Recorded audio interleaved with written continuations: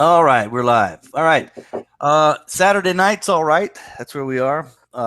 Nick and I are back again for a bit of a chat.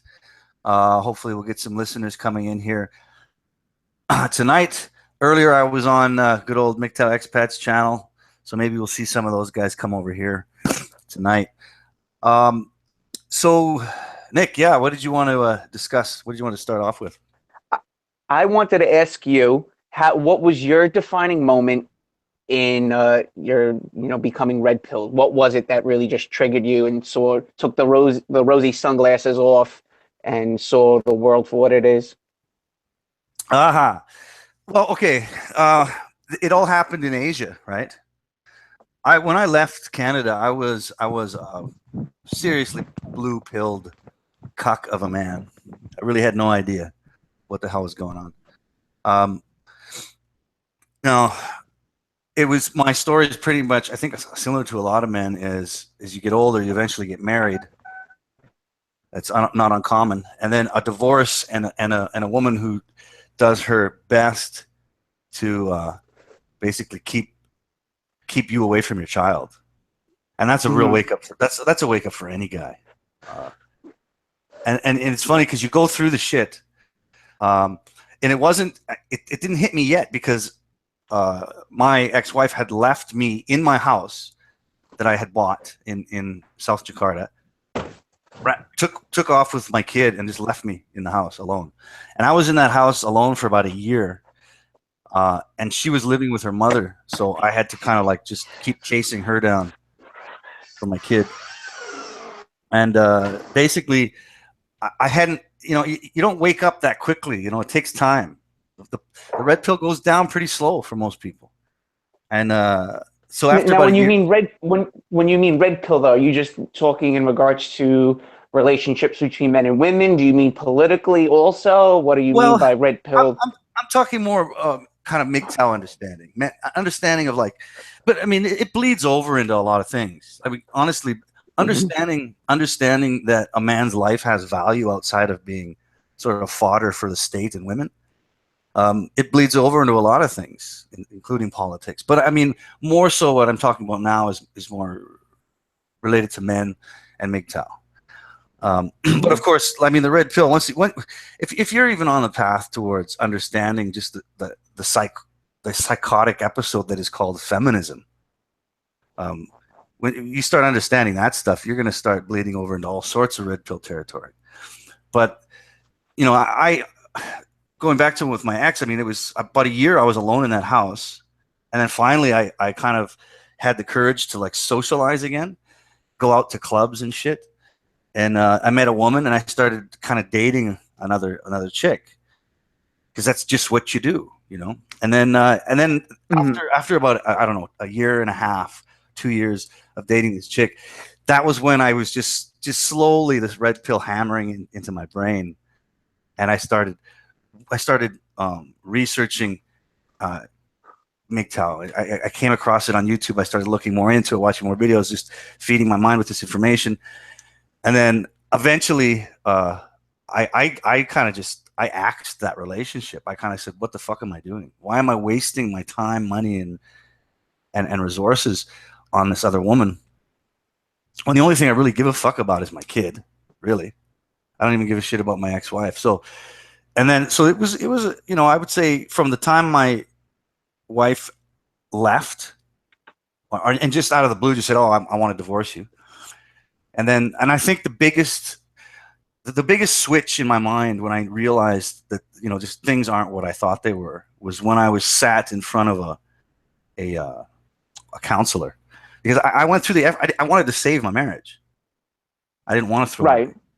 I wanted to Mhm. save it. So I ended up tracking down a number of counselors, and trying to get my wife to go to these things. I thought this can be fixed, right? So I remember the moment we were talking. It was a female counselor, and she had us sat down. She was a Muslim lady, wore the little hijab on her head. That's hot. Nice lady, yeah, the headscarf. And she was like, okay, well, we'll see. We'll try. Tell me the story, and we'll try to fix this. And so then she at this one point, we're all sat down kind of in a circle, and the woman says to my ex-wife, she goes, look, I know you're saying that you don't love him anymore, and da da da da, but you married him, right? And this is just the counselor trying to drag out some common sense from my ex. She goes, you married him. There must have been something before. And then at that moment, my ex-wife looks the counselor in the eye, and with me sitting right next to her, she says to the counselor, no, no, no, I never loved him. I just wanted his kid. And then She wanted a white baby. yeah, she just wanted a white baby, man. And I was like, it was Yeah, amazing. yeah. It was amazing because it was like at that point, I kind of like, I felt angry, but I also felt relieved because I was like, well, at least she's fucking honest, you know, like, you know, at least she's honest now, finally, it just helped me to know what position I had to take after that. And then I knew it was going to be, and it was just a long twisted battle of trying to maintain a relationship with my kid in fucking Jakarta, which is a horrible, horrible city. How long were you guys together prior to the counseling? 5 years. Marriage Yeah, lasted that's 5 years. weird. Mm-hmm. Well, And you I didn't think I, felt you didn't sense anything wrong throughout the 5 years. Like no, no, no, there was no no, no, no undercurrent within the relationship where you felt like that she was gonna leave or anything. no. There was red flags all the way, man. There was red flags all the way. And hindsight is 2020, obviously. But there were red flags the whole way through that I And were you saw. just being you saw it, but you were trying to kind of block it out, and you're a little, I guess, cognitive dissonance where maybe you're Yes, looking into it too much or thinking too much. absolutely. That's Yeah, exactly. Yeah, it exactly. happens. It happens. So you don't you sometimes are in denial. I mean, and I still, like I said, my concepts of like what went wrong, how it went wrong, just understanding that my thinking, my thinking of how these relationships work, how women think, how women work, how men work. My whole thinking of it was wrong. It was backwards. It took time. And I think a lot of guys that do kind of like whole sort of, I think they do go through a trauma. I think there's a moment like swallowing the red pill is never, it's never a beautiful experience, and Hmm. that includes understanding the truth about a lot of other things in the world, right? It's never a it's never a real happy, joyous experience. There's usually some kind of trauma and uncomfortability about it to a certain degree. And I still didn't fully swallow until I ended up. I told you I tried dating again and was dating this Indonesian woman, and she was just she's wild, just wild, like complete opposite of my ex-wife. And then eventually, I just kind of pushed her away and thought, what am I doing? Like, what am I doing? Uh, This is when you're back in and Canada. no, no, no, no. This is before. This is still Okay, is in this is still an Indo chick? yeah. Oh yeah. Okay. Still an English chick, and and she was just wild, man. She's wild. She'd had children before. She'd been married and divorced before, Hmm. and I just somehow ended up. I met her through friends, and then I just ended up in a relationship. And I think a lot of the times your dick kind of takes you there too. Um, you're like, oh, geez, I really need to get laid, so this is okay. This works. Hmm. And then after about 2 years with her, it was a pretty wild relationship. A lot of good, interesting experiences, but in the end, I just realized like, what am I like?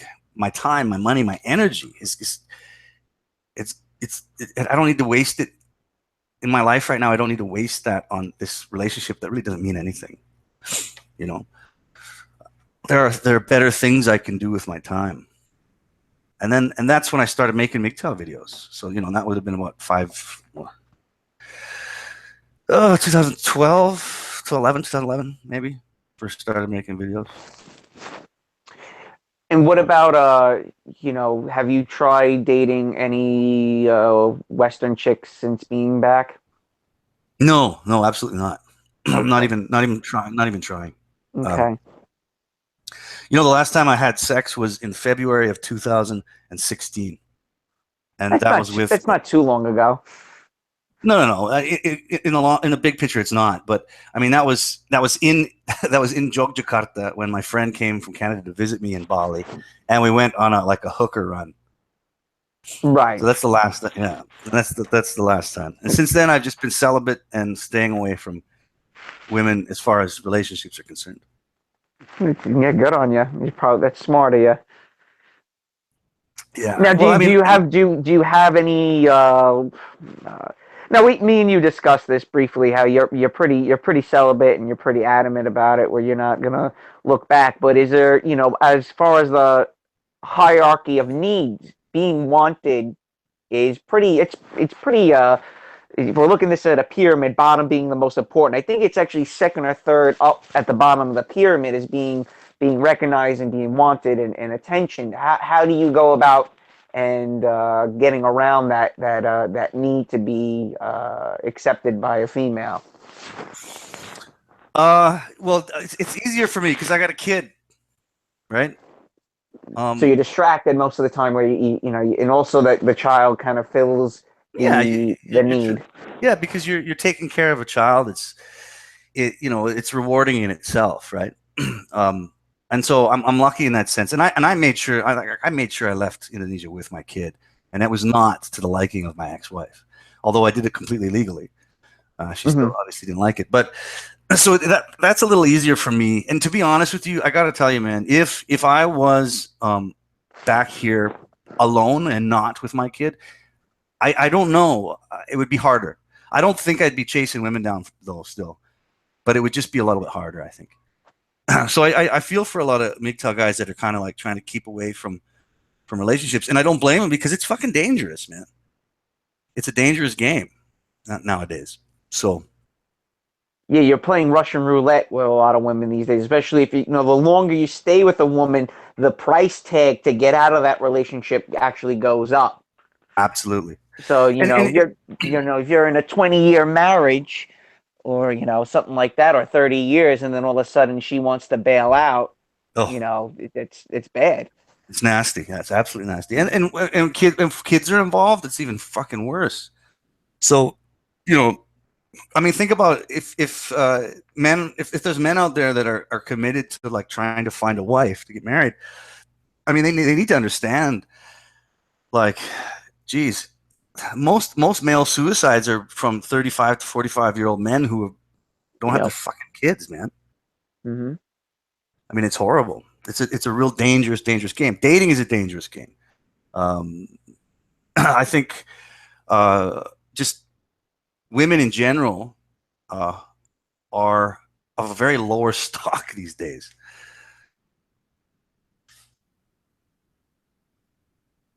Hey, Yeah. Cabin Boy's watching. Can you hear me? Are you there? Yeah, I'm here. I'm here. Cabin Boy's watching.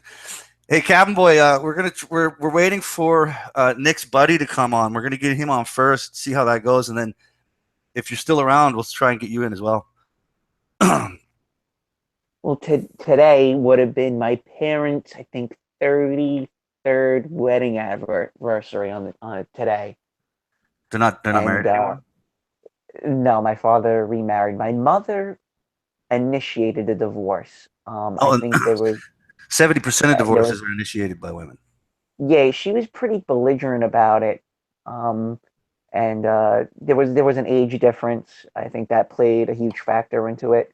But they were married over 20 years, almost 25 years, Mm, that's pretty then good. deciding to get married. Yeah, I mean to get a divorce. And I think there was a lot of outside influence chirping in my mother's ear to leave my father. And again, there was an age difference between the two of them. So I think that played a huge factor in it. My mother being older than my father was kind of going through a bit of a midlife crisis. He wanted to go to Manhattan, go out, kind of rekindle the marriage. But my mother is much more kind of like a basset hound. where she wants to watch foreign flicks, read books, kind of just hang around. She doesn't want to really go out and do anything. My father is more of a chihuahua where he wants to go out and party and do all this, be kind of nutty. And I think that was more or less the bigger issue. But with that being said, it's my father now, he remarried, but now he has two women to answer to. Because even though my mother left my father, she still thinks she's in complete control of him, Mm, mm. which is completely bizarre if you could think of that concept. Well, 25 years It's of marriage, man. I mean, she's still probably. I don't think you can just drop the, the kind of psychology you developed, the personality you developed after 25 years of marriage. I understand that, but the point is, why did you leave if you still want to keep talking to him? You see what I'm saying? It makes Oh yeah. no sense. It's very belligerent. I joke with my father and my brother, going my mother's oscillating emotions, where she can go from one extreme to the next in a blink of an eye. Yeah, yeah. And just and mind you, my mother has a PhD and two master's degrees. She's not an idiot, Mm. right? And she's still kind of just the emotions just get the best of her, where she can't you know get through it. She can't see things through a logical lens. And here's my father, who now mind you, I'm now dependent on him, because since I moved back to the States, I'm in his house, and I'm in my stepmother's house. Hmm. And he now, here I am about to be 30. I'm in his house again. He's got a son. He's got my two stepbrothers, and my brother. So everyone's now dependent on him, and he has to drag everyone else along, and it's really sad, And Yeah, it's rough. it's rough. I feel really bad, but for whatever reason, and I see this with a lot of guys who are married and have been through the grinder Hmm. throughout their lives. Guys that are 50 plus, they seem to carry it pretty well. They have a lot of patience. I feel bad that here I am again living with him, and I'm like, I told him this morning, I go, man, I don't want to be here with you. He goes, it's fine, don't worry about it. I don't, I'm happy you're home. So he's happy to have me around and stuff, because it's someone he can bounce ideas and communicate with. But at the same time, here's everybody relying on him. I joke, you're the donkey. Everyone that is depending on you, and there's no doubt he'd be the last one off the Titanic, and everybody else would be leaving him behind. Exactly. Yet he Yeah. doesn't see that.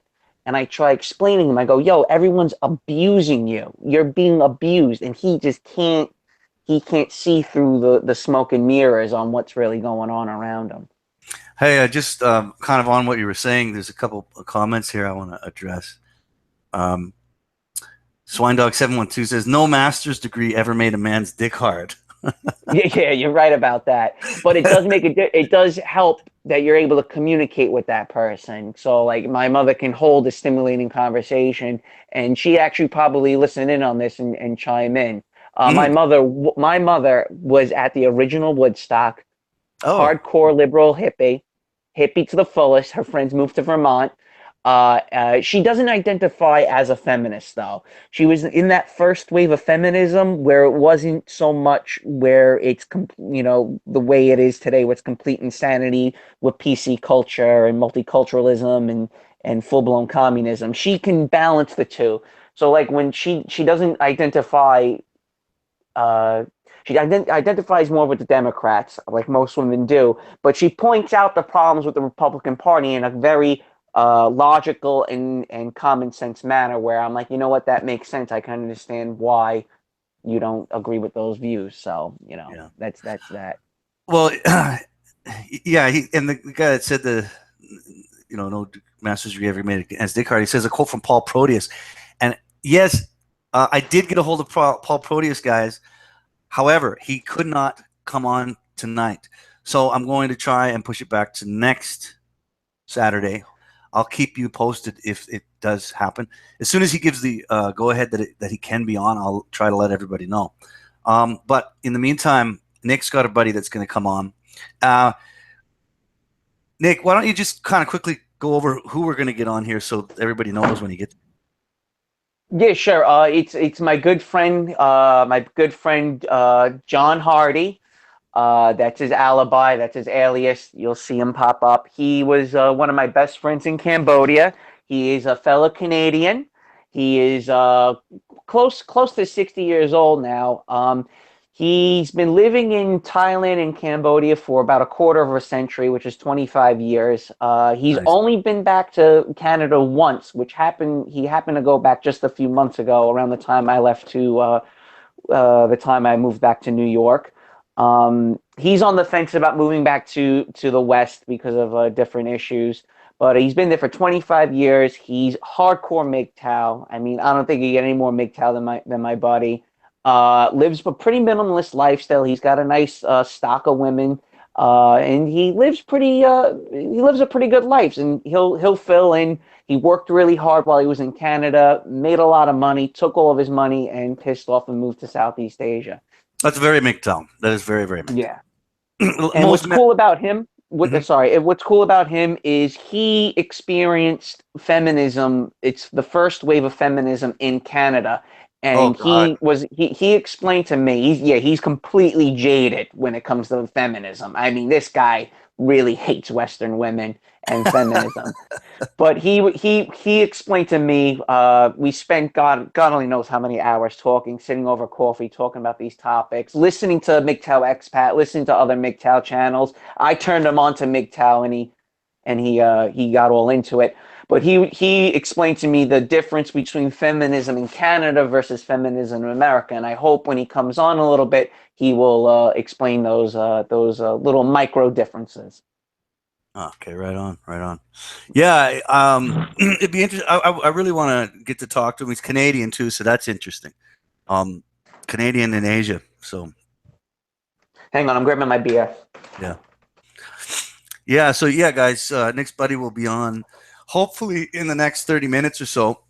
uh, he's got some stuff he's got to do first, and then we'll try and get him on. And Cabin Boy, we'll see what happens with that, and then maybe we can throw you in here too later. We'll just see how it goes. Um, but if you guys have a chance, go over to MGTOW Expat's channel. He did his monthly Patreon, and I was on with him. It was me and him shooting the shit for a couple hours. So that was a pretty good talk. If you want It to, was really good, guys. You definitely check it out. I enjoyed listening in on it. It's Mhm. always better to do one-on-ones, and I explained that to MGTOW Expat. Once you broach 3 or 4 people, especially people that you never spoken to, it becomes an absolute Hobbesian nightmare. Yeah, it's a cacophony, man. A caca symphony. Too many people going on at once. I know what it's like. Hmm. So, hey, man, I'm gonna grab a beer too. So, entertain our guests. All right, so we got looks like we got our usual crowd in here. Cabin Boy, where's your icon, man? What happened? What happened to the picture, the black and white picture? I love that pic, man. That was pretty cool. Okay, I'll listen in for now. Good man. I love to hear it. So I'll explain my first girlfriend in high school. I was a senior in high school, and she was a what is it, JV, 10th grade, right? We started dating. She was really cute.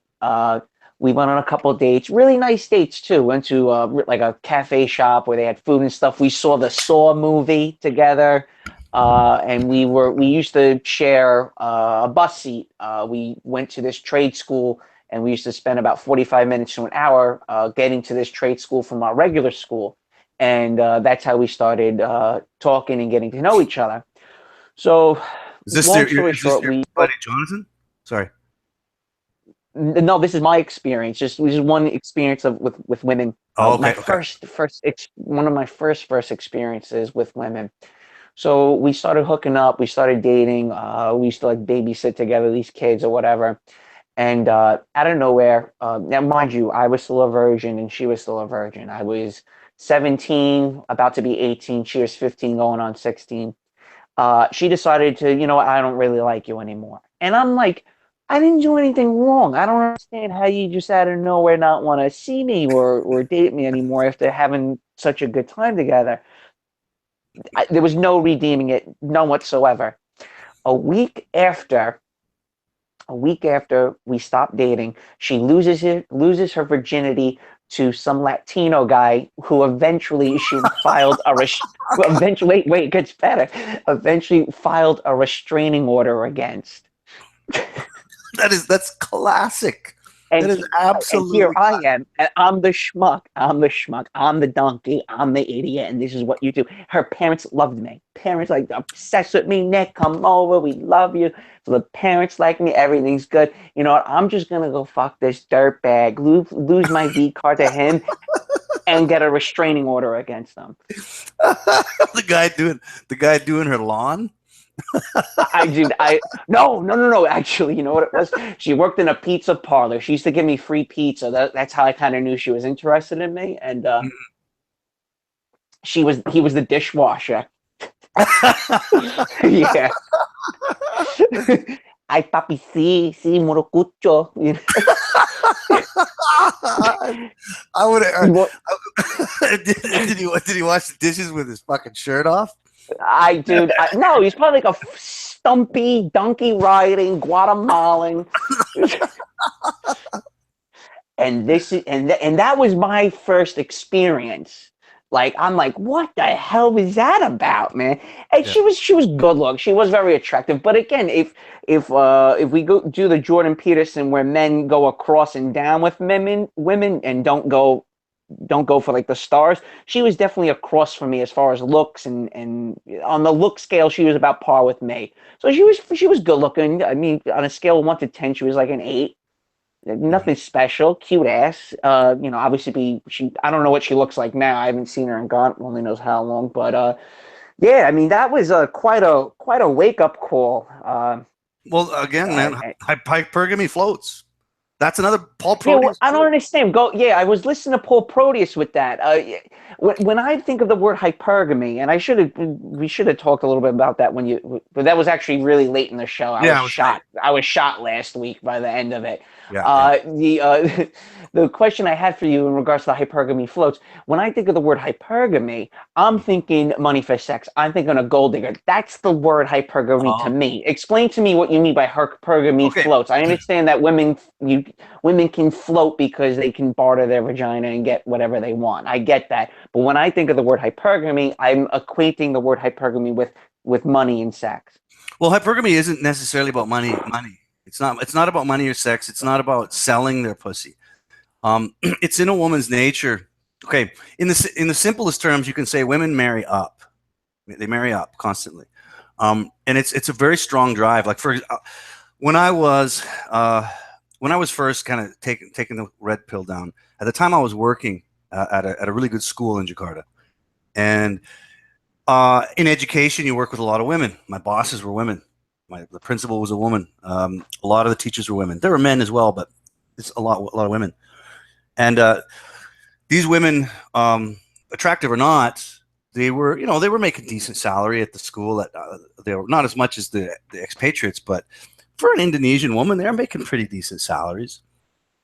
Mm-hmm. Working at this school, and the school was huge. There was like maybe 3,000 students. Big school. Um, and of course, a big school like that, you have a lot of security. You know, you got security guards at the gate when people coming in. And all the security guards are men, right? And there's a whole troop of them, man. Uh, and I remember asking. I remember going and doing like a little survey with all the female teachers because there's a lot of single women too. A lot of them were single; they hadn't been married yet. Going up to them and saying, "Hey, if one of these security guards, and some of them are like they're good looking, really good looking security guard guy, you know, he's buff, he's good looking. Um, you know, if he came up to you and he was interested in you and he was very attractive, and would you date him?" And every one of them said, "No, no way, not a chance." They don't Mm-hmm. because into a village and pick out the poorest woman, and he could fall in love with her and marry her because he loves the woman for who she is. The woman only loves a man for what he can provide, and that's where hypergamy comes in. It's not necessarily money, but it has to do with a man's ability to provide. And the reason why that floats is because a woman can make poor decisions. She can make poor decisions. She can be dating the shitty guy, and then always have another eye open for the one that's just a little bit better that'll come along. And for a man, it's like sink or swim. But for her, she can monkey branch as much as she wants. She can make poor decisions. She can fuck the Latino pool boy, but it's really not gonna put her down any notches. You know, she can make those mistakes. Well, in Western countries, Western societies, yeah, I think they can float much more versus, let's say, Indonesia or Cambodia, where if they are a single mom, oh, they're screwed. They're going back Yes. to the provinces and living with their parents, like they're Mhm. kind of, that's it. They bottomed out. And it was like that in America up until maybe about 20 years ago, I want to say. And Mhm. even today, there's still a heavy social stigma with single moms. You're still done. A guy doesn't want to look at another man's nut. I'm sorry.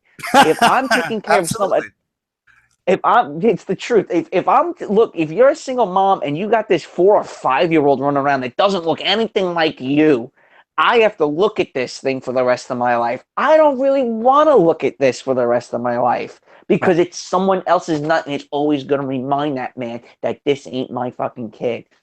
Well, and the problem is too is that okay, there's a couple problems. First of all, yes, that's what you said is absolutely true. But there's other things to factor in. Number one, single motherhood is applauded by society. I mean, it's We do okay. The media does it. We get it. yeah, Believe yeah, me, I had two single moms I worked with at my last job, and they keep bringing it up. I'm a single mom. I'm a single absolutely. mom. I mean, I'm a strong woman. When in fact they're like, no, you fucking not. You're fucking because every time you say that, what you're telling me is you have problems, Yeah, and please help me. and nobody's gonna go up to a single mom and go, "What the fuck is your problem? Like, get your shit together." They don't do that in our society.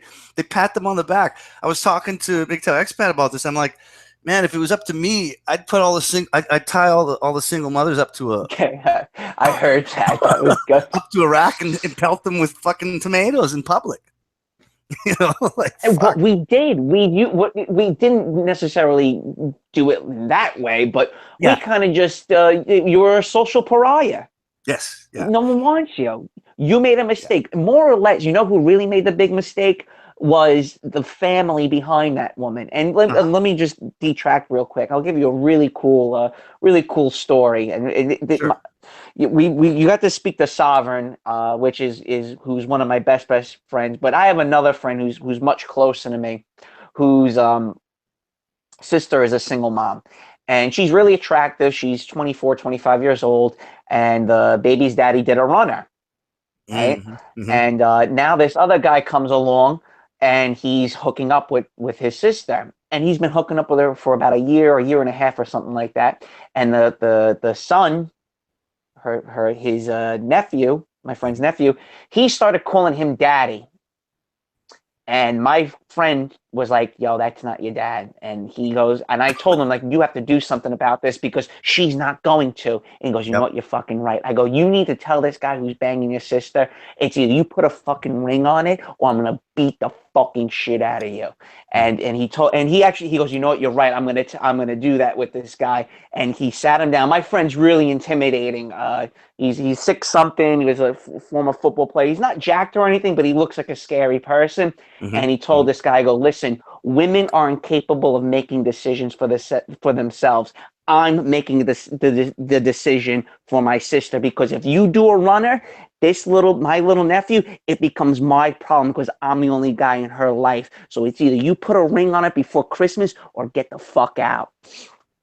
Yeah. And what And happened? he went on, but he kind of did the like, well, I'm trying to save up money, and it's really hard right now. He goes, I don't really fucking care because her time span to find a decent dude, she's already got 1 foot out the door because she's Yeah. a single Absolutely. mom, and you're going to keep hitting it until she's like 30, and then you're going to do a runner. It's not happening. And my friend's already been arrested. He's already a felon and all this other bullshit. He goes, I've already been in jail. I'm not afraid to go back. So he scared the absolute crap out of him, and I give him And a what did lot the of guy credit. I'm do? glad he did it. But yeah, I mean, Did the long guy story run short, I anyway? mean, No, he's still around. He's taking care of the kid and stuff, but he's apprehensive about putting a ring on it. I mean, I don't blame him, but the problem is if he does do a runner and eventually he's going to get sick and tired of hitting it, when she's a little bit older and the boobs start to sag and the ass isn't as nice, he's going to decide to do a runner, and there's no ramifications of him doing a runner. And my friend's going to have to step in, and he's going to have to somewhat ad hoc raise his nephew. And how is he going to explain to his how is he going to explain to his nephew? I'm like, yeah, he wasn't your dad, and he ran away. Also, your real father ran away, Well, and you know how old is it the just kid? becomes a huge problem. How old's the kid? Oh, he's 7 now. Okay, he's old enough. He's getting. I would say 7, 8, 9, 9, maybe a year or two. He's got to know everything. He's got to know the truth, man. I mean, keeping I his. don't no. He's calling the boyfriend daddy. He doesn't Yeah, know. he has to, someone has to tell the kid. Like the kid We're, has to we're, know. we're hoping he puts a ring on it. This way, he never knows, and he's gonna keep calling him dad, and for the rest of his life, fingers crossed, he thinks this is the real father. No, that's not going to work, man. Well, believe me, I know a couple of stories where that has been the case, and the kids still don't really know that the real father did a runner. What I happens have if they another. find out, though? I mean, like seriously, what How are happens? they going to find out? They keep it a secret. The husband and wife keep it a secret. Yeah, Well, yeah, but it's your dad. Yeah, sure. it's possible to find out. Like someone might slip, someone might say something, and then the kid's what? He's like fucking 18 years old. And he's like, "What the fuck? You've been lying to me my whole life?" Well, by then it's too late. He's going to be like, yeah, I guess, whatever. I mean, look, hey, I don't know if you follow baseball at all, but Aaron Judge on the Yankees. Okay. He didn't realize he got. Do you know who that is? Seriously or no? Yeah, I follow baseball. I'm not like a Okay, so huge fan. Aaron Judge was adopted. He's this big mongoloid character on the Yankees. He's definitely an inbred. He's like half black, half white, right? And but the So his dad's his uncle or some shit? No, no, What he are you was talking? adopted. He was like left on a doorstep, and this Oh, nice white oh couple shit. took him in and raised him. And he didn't. And when he, by the time he was 10 or 11, he's looking at his parents, and he's like, "I don't look like the both of you." And then the parents told him when he was 10 or 11, like, "Yeah, your mother left us with you. We don't know who your mother is. We don't know who your parents are." And he was like, "Oh, all right, Yeah, whatever. I don't really care." And look how great he's turned out to be. He's a, yeah. he's a great person. Well, 10 or 11, yeah. Like that's what I mean. Like what happens if they lie to him until they're like 25? You know what I mean? Like I think I the don't, I longer don't you see it wait, wouldn't make too much of a difference. You don't think it would make that much? You think it would make a big difference? I don't know. Maybe.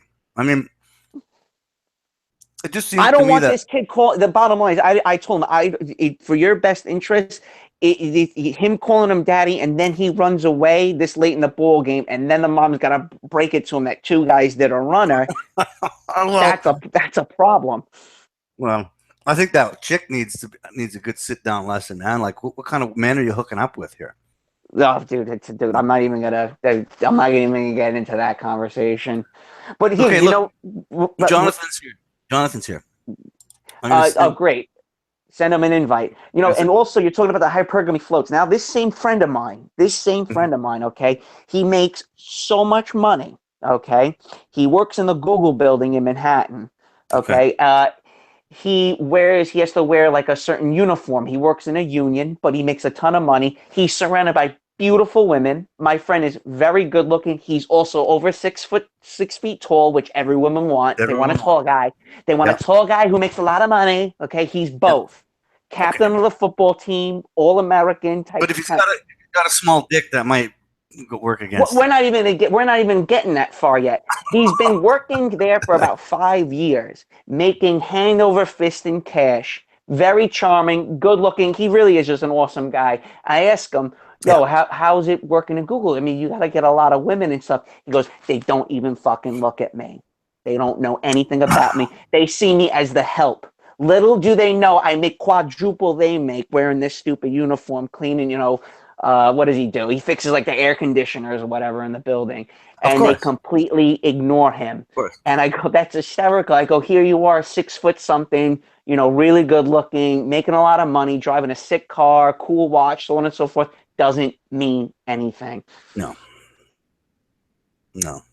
No, it doesn't mean anything. And this is the thing. I mean, a woman's perception of what a man is worth, what a man's value is really the be all and end all of it. Perceives you to be not to her standard, then that's what you will be. there's always going to be someone else that it's also a part of hypergamy is a mating survival strategy. It's biological. It's driven into the DNA of women. Women are a weaker sex because of we are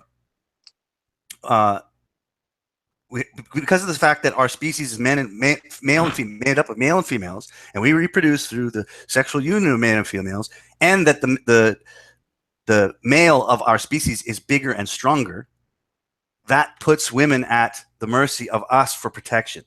Mm-hmm. So for a woman, a survival strategy for a woman, because she's the weaker sex of the human species, one of her best survival strategies for her offspring is to be hypergamous. Constantly be looking out for the guy that can protect her better. This could tie into how why a lot of athletes, especially black athletes, have so many children with so many different women. Absolutely. Absolutely. I mean, we're not just talking, we're not talking about some kind of social phenomenon. This is ingrained into the survival patterns of the female of our species, man. Like hypergamy is hardwired into them because that's how they guarantee the survival of their offspring. Okay, if one man's too weak to protect, she's got a monkey branch to the next, and that's another reason why women don't ever truly love a man for him, for who he is. Women love differently. They love a man for what he can do for her. That's the true sense of how women love men. It's so foreign to men because men actually love the woman. They actually love her. Well, right? Yeah, I mean, most love songs are written by men to women. It's not the other way around. To women. Well, actually, it's funny you brought that up because the other day I was listening. I have the radio on at work quite a bit, and I just kind of switched between stations, and I'm paying attention to the modern pop music, which I think is 90% shit. But I'm listening to it. I'm trying. What are these people singing about?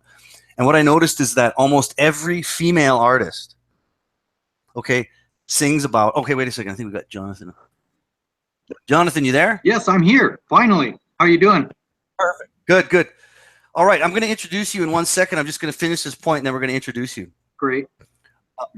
Okay, so what I was saying is basically every song that a modern female pop singer sings about, her lyrics are focused on, I'm breaking up with you, fuck you, I'm going to find me a better man. Yep. Right? And then you listen to the male pop singers, and they're all like, I love you so much. It's fucking ridiculous. I mean, both without you. It's fucking ridiculous. It's both. All the songs are shitty because that's all that these modern pop singers can write about is like relationships. All they write about is relationships. The men write about how much they love the woman. The women write about how much they can't wait to fucking kick you in the balls and move on to the next guy. Anyway, that was the end of that point. Jonathan is here. Nick, why don't you introduce him? I will reiterate what I said earlier about my friend Jonathan here. Me and Jonathan go back quite a bit. He was one of my closest friends when I was in Cambodia. He is from Canada. He's a much older gentleman. He's been in Thailand and Cambodia for about 25 years. He worked really hard living in Canada. He saved up his money. He moved to Asia. He's pretty MGTOW and minimalist. And when we met, I introduced him some of the things that I was into. And once I showed him a little bit about MGTOW channels and some history and politics, he started shedding the light on me about what it was like living in Canada during the whole, feminist, communist, social justice warrior movement. Okay. And he started explaining to me a little bit about what the differences were between feminism in the States versus feminism in, let's say, Western Canada. And he enjoyed our conversations the last few weeks. And I asked him, why don't you shed some light? I figured you and Ayam would hit it off because you both have a lot of similarities, and that's why he's joining us today. All right, Jonathan, how are you doing, buddy? What? How are you doing? Just kidding, I'm here. Yeah, I'm doing great. I just got home from work. Just finishing off lunch here. So if you hear me, it's okay. I'm just finishing off. Okay, perfect. Thanks for coming on, man. I appreciate it. You bet. So you're a little bit familiar with what me and Nick have been up to over the last couple months here. Yeah, I've listened to all of those podcasts involving Nick. Like there was about 3 or 4 of them, and I heard Cabin Boy too. Well, see, I've been, my channel's been up for about 5 years now, but I've kind of stopped making my own original content, and now I'm just started kind of doing these chats. And I met Nick through MGTOW expat, who is a friend of his who knew him in Cambodia, and that's just kind of how we all came together. Okay. Yeah. You're in Thailand now? No, I'm in Cambodia now. Oh, you're in Cambodia. Okay, sorry. Okay. I lived in Thailand from about 1995 till 1999, and then in 1999 I moved to Sihanoukville, Cambodia, and I lived there. Okay. About 2010, and I've been living in Phnom Penh since 2010. Oh, right on. Okay, and you're originally from Vancouver. Yes. And Okay. I've been MGTOW like ever since about 1983. Perfect. But yeah, Perfect. but the thing is, so he's OG. He's an OG MGTOW guy. Original gangster. Well, that's the thing. He was MGTOW before there was MGTOW. Exactly. You see, MGTOW has a phenomenon. Huh? Sorry? Go ahead. Okay, I was just going to say MGTOW is a phenomenon. I think you can trace it in Google history back to 2009 when the name MGTOW actually started getting hits. Right. It goes back to 2009. However, I've been a part of the community since about 2011, 2012, and I've met a number of men in the community that said, "Fuck, I was MGTOW long before MGTOW." Yeah. Yeah,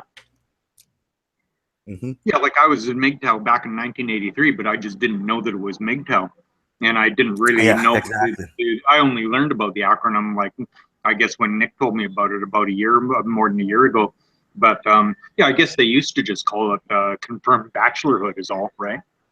Yeah, there's nowadays MGTOW is sort of a cousin to the men's rights. I mean, we share a lot of similar things, but we're not exactly the same. MGTOW really flies under the radar because there's no activism happening. Right. It's just a lifestyle choice, really, and like you said, like confirmed bachelor kind of thing. It is. It's like a lifestyle choice. Yeah, and you hear some tension between some of the MGTOW versus MRA, and like for example, you hear Sandman, right? And I think he doesn't like Paul Elam, right? I think he considers Paul Elam doesn't I hate Paul Elam. I think he's a tool bag. Why do you hate Paul Elam? I mean, what does he say that's so terrible? He doesn't really. He kind of rehashes the same things over and over. I of course I agree with him and stuff, but he's not the best voice for the men's rights movement. Well, that's just my take. Let me say this. I had a role with the guy a couple years back because he basically came out about, I would say 3 to 4 years ago when I was heavy into producing content for MGTOW. He came out and just without any provocation, he came out and just badmouthed the whole movement. He came out and said MGTOWs are a bunch of basement dwelling babies. Yes. Correct. Yeah. And here MGTOW's just going their own way. We're not bugging anybody. We're fully supporting the men's rights movement. Fully supporting. Comes out, uses the clout he's got because he's got a lot of influence in those spheres, and he just fucking berates MGTOW, man. And I was on the other side of it, going like, "What the fuck, dude? Like I talked to you and your buddies. I mean, I've had discourse with you, and it's always been good. Why are you doing this?" Right? And that lasted about a year, and then he eventually kind of changed his tune because it's a funny thing about MGTOW, man. You can't know anybody that badmouths it. Eventually, kind of changes their tune. Jordan Peterson did the same thing recently. He came out and just went, "Fuck MGTOW," and then the next thing, and then about a week later, he's apologizing, like, "Oh, geez, I didn't really understand it, and I'm Well, sorry. Jordan Peterson, as brilliant as he is, I think he doesn't always really think through everything that he says. I think he just kind of said that off the top of his head without really knowing what he was saying. Yes, yeah, and he regretted it. Yeah. He regretted it. Sometimes, But I mean, but Jordan Peterson, sometimes it sounds like he's still living back in the 1950s. Right. he's very conservative. He's very conservative. Yes. He's an intelligent man, but he's very conservative, and he's very blue-pilled when it comes to men and women. Yes. He keeps, well, not just him, but a lot of people, when we talk about these things, it always keeps coming back to, oh, the relationship between men and women. It's not about the relationship between men and women. And Turd Flinging Monkey keeps making this point too, and he's one that I really like. He keeps making the point that it's the system. It's the way the system keeps. When you marry a woman, when you're in a relationship with a woman, it's not you and her. It's you, her, and the government. You know, when you're in bed with your wife or your girlfriend, you should imagine that there is a government official in that room with you. That Justin Trudeau's laying between you. Yes, exactly. And you know, and he's got a gun to your head all the time, and the woman can say pull anytime she wants to. That's basically the way to visualize what modern relationships are like. And I think Turd Flinging Monkey just had one very recent one I just listened today, and it was, I forget the exact name of it, but it was something about patriarch, an interview with a patriarch or something like that. And he gives this example of this guy who found a woman, and it like a really good relationship, and but because it wasn't the Amish community, but it was some community like the Amish, and Hutterites, maybe. So maybe I can't remember what they were, but they kind of almost had their own laws, and it was just, you know, completely nothing like the relationships that we're used to. And but if you listen to that one, the most recent Turd Flinging Monkey one, I don't remember every detail about it right here, but it's a good example of to illustrate how the problem is not, you know, the chemistry between men and women. The problem is the way that the government that doesn't deal with it, right? Yeah, the system that's set up. Yeah. I've always kind of speculated that what we're experiencing, what we're witnessing is we're experiencing a very intelligent system that is set up to exploit the biological and cultural weaknesses of both men and women. Mhm.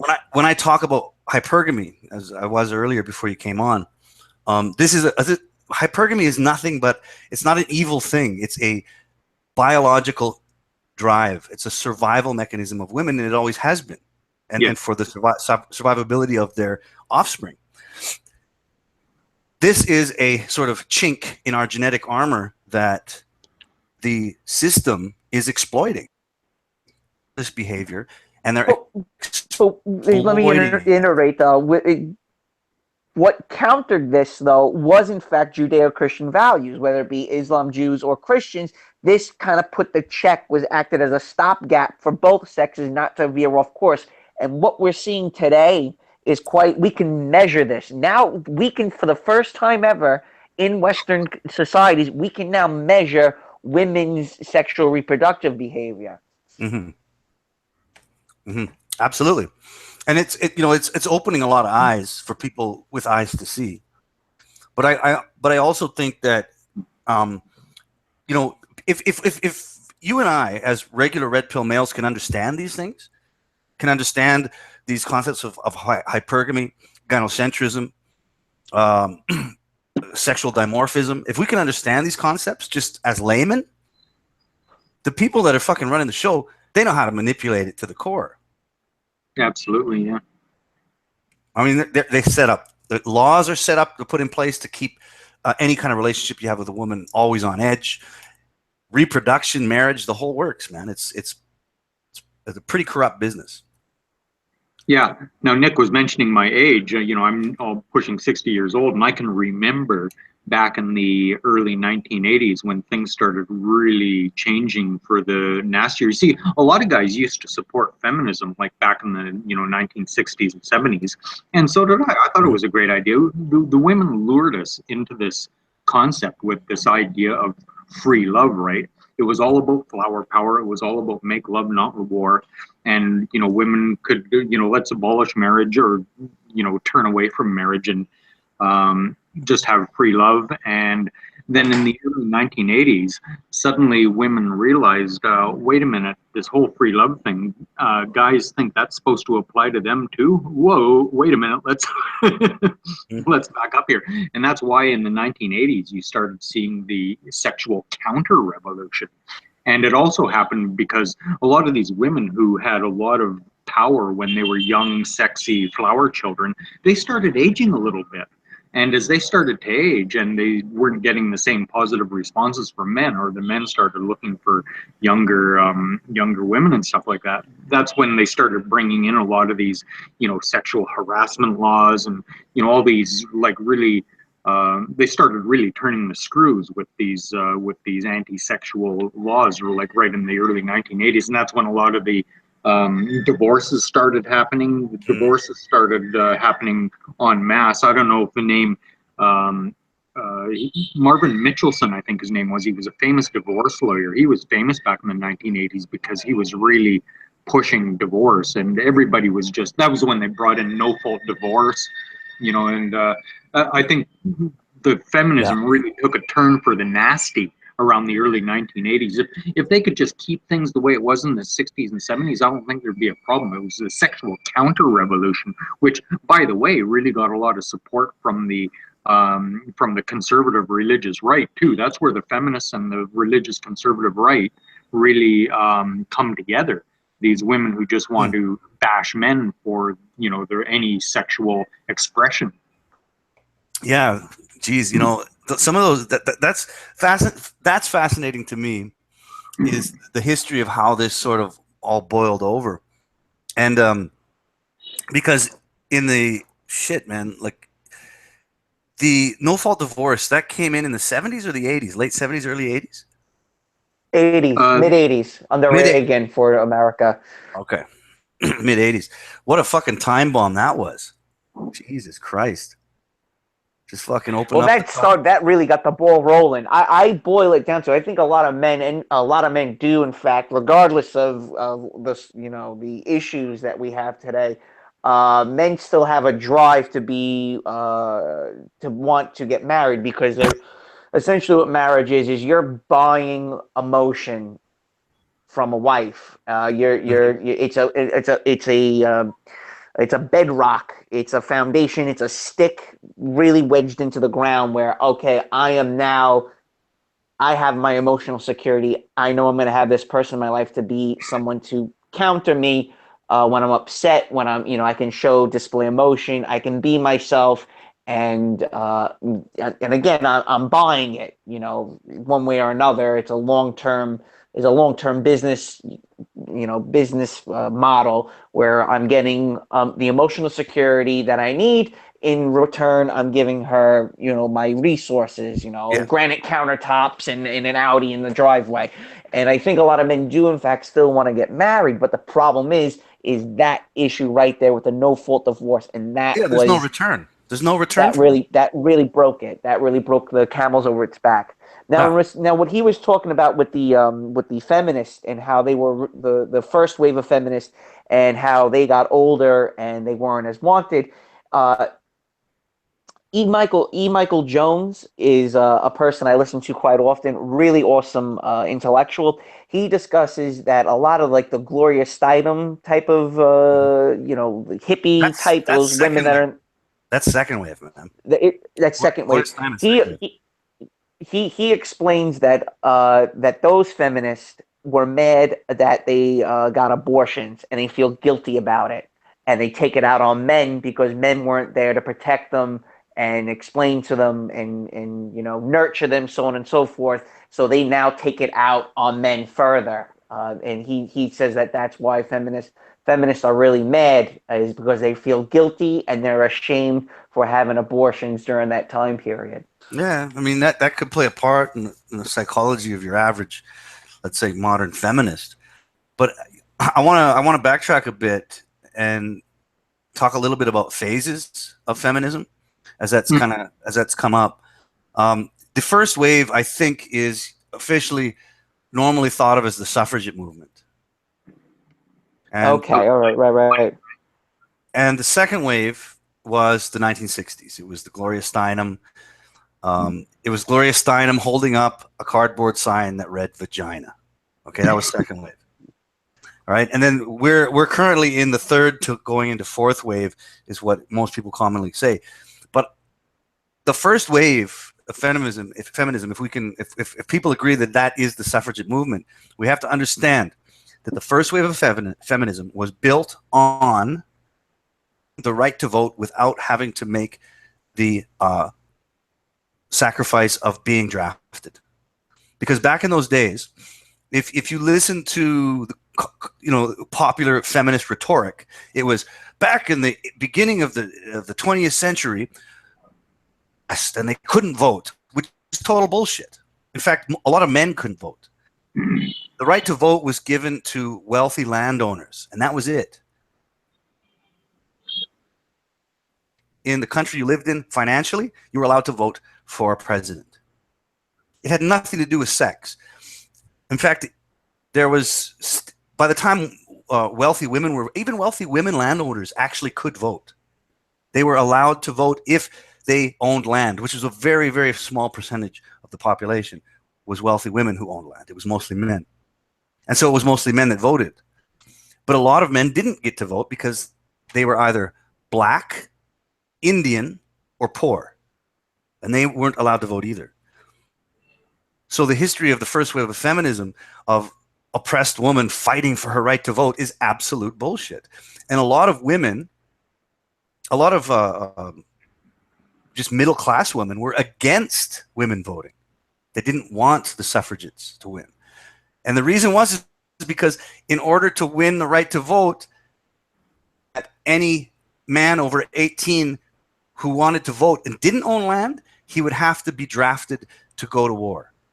That's what won men the right to vote over 18. Women couldn't vote because they couldn't be drafted.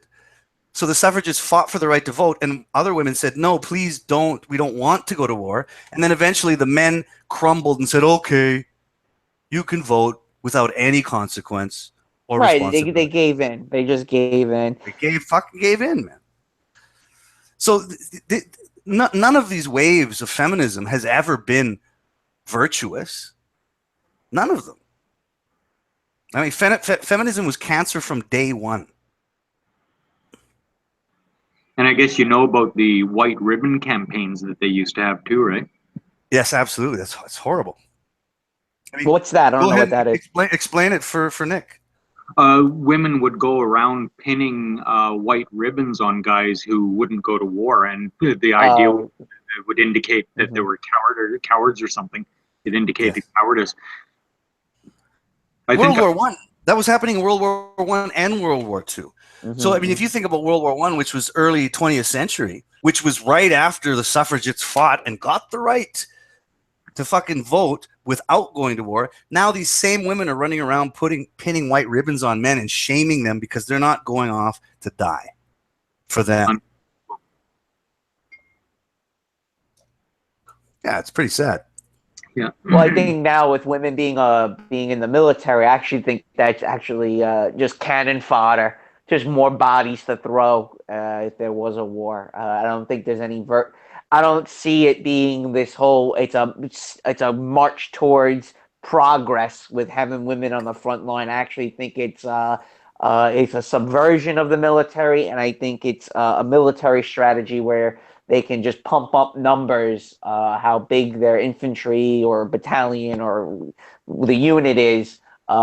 So if they were to go and attack a formidable enemy, they just should, the enemy knows what the body count is. They don't know how many women or men it is. They just have it as a number. So I just see it as being cannon fodder if we were to go to war with a very big, big country.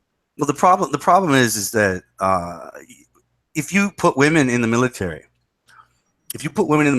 suddenly you're going to have pregnant women in the military. How the fuck does that help your military? It doesn't. This is already a problem. No, this is insanity. This is pure insanity. This is subversion. This is treasonous. I mean, these type of topics get me really heated because now I know when you're risking people's lives because of your ideology, that's when it becomes. That's where I personally have I get pretty emotional and angry Well, about it. that was You the know, right. look, That's the righteous anger I was talking about with Luke there with the MGTOW expat.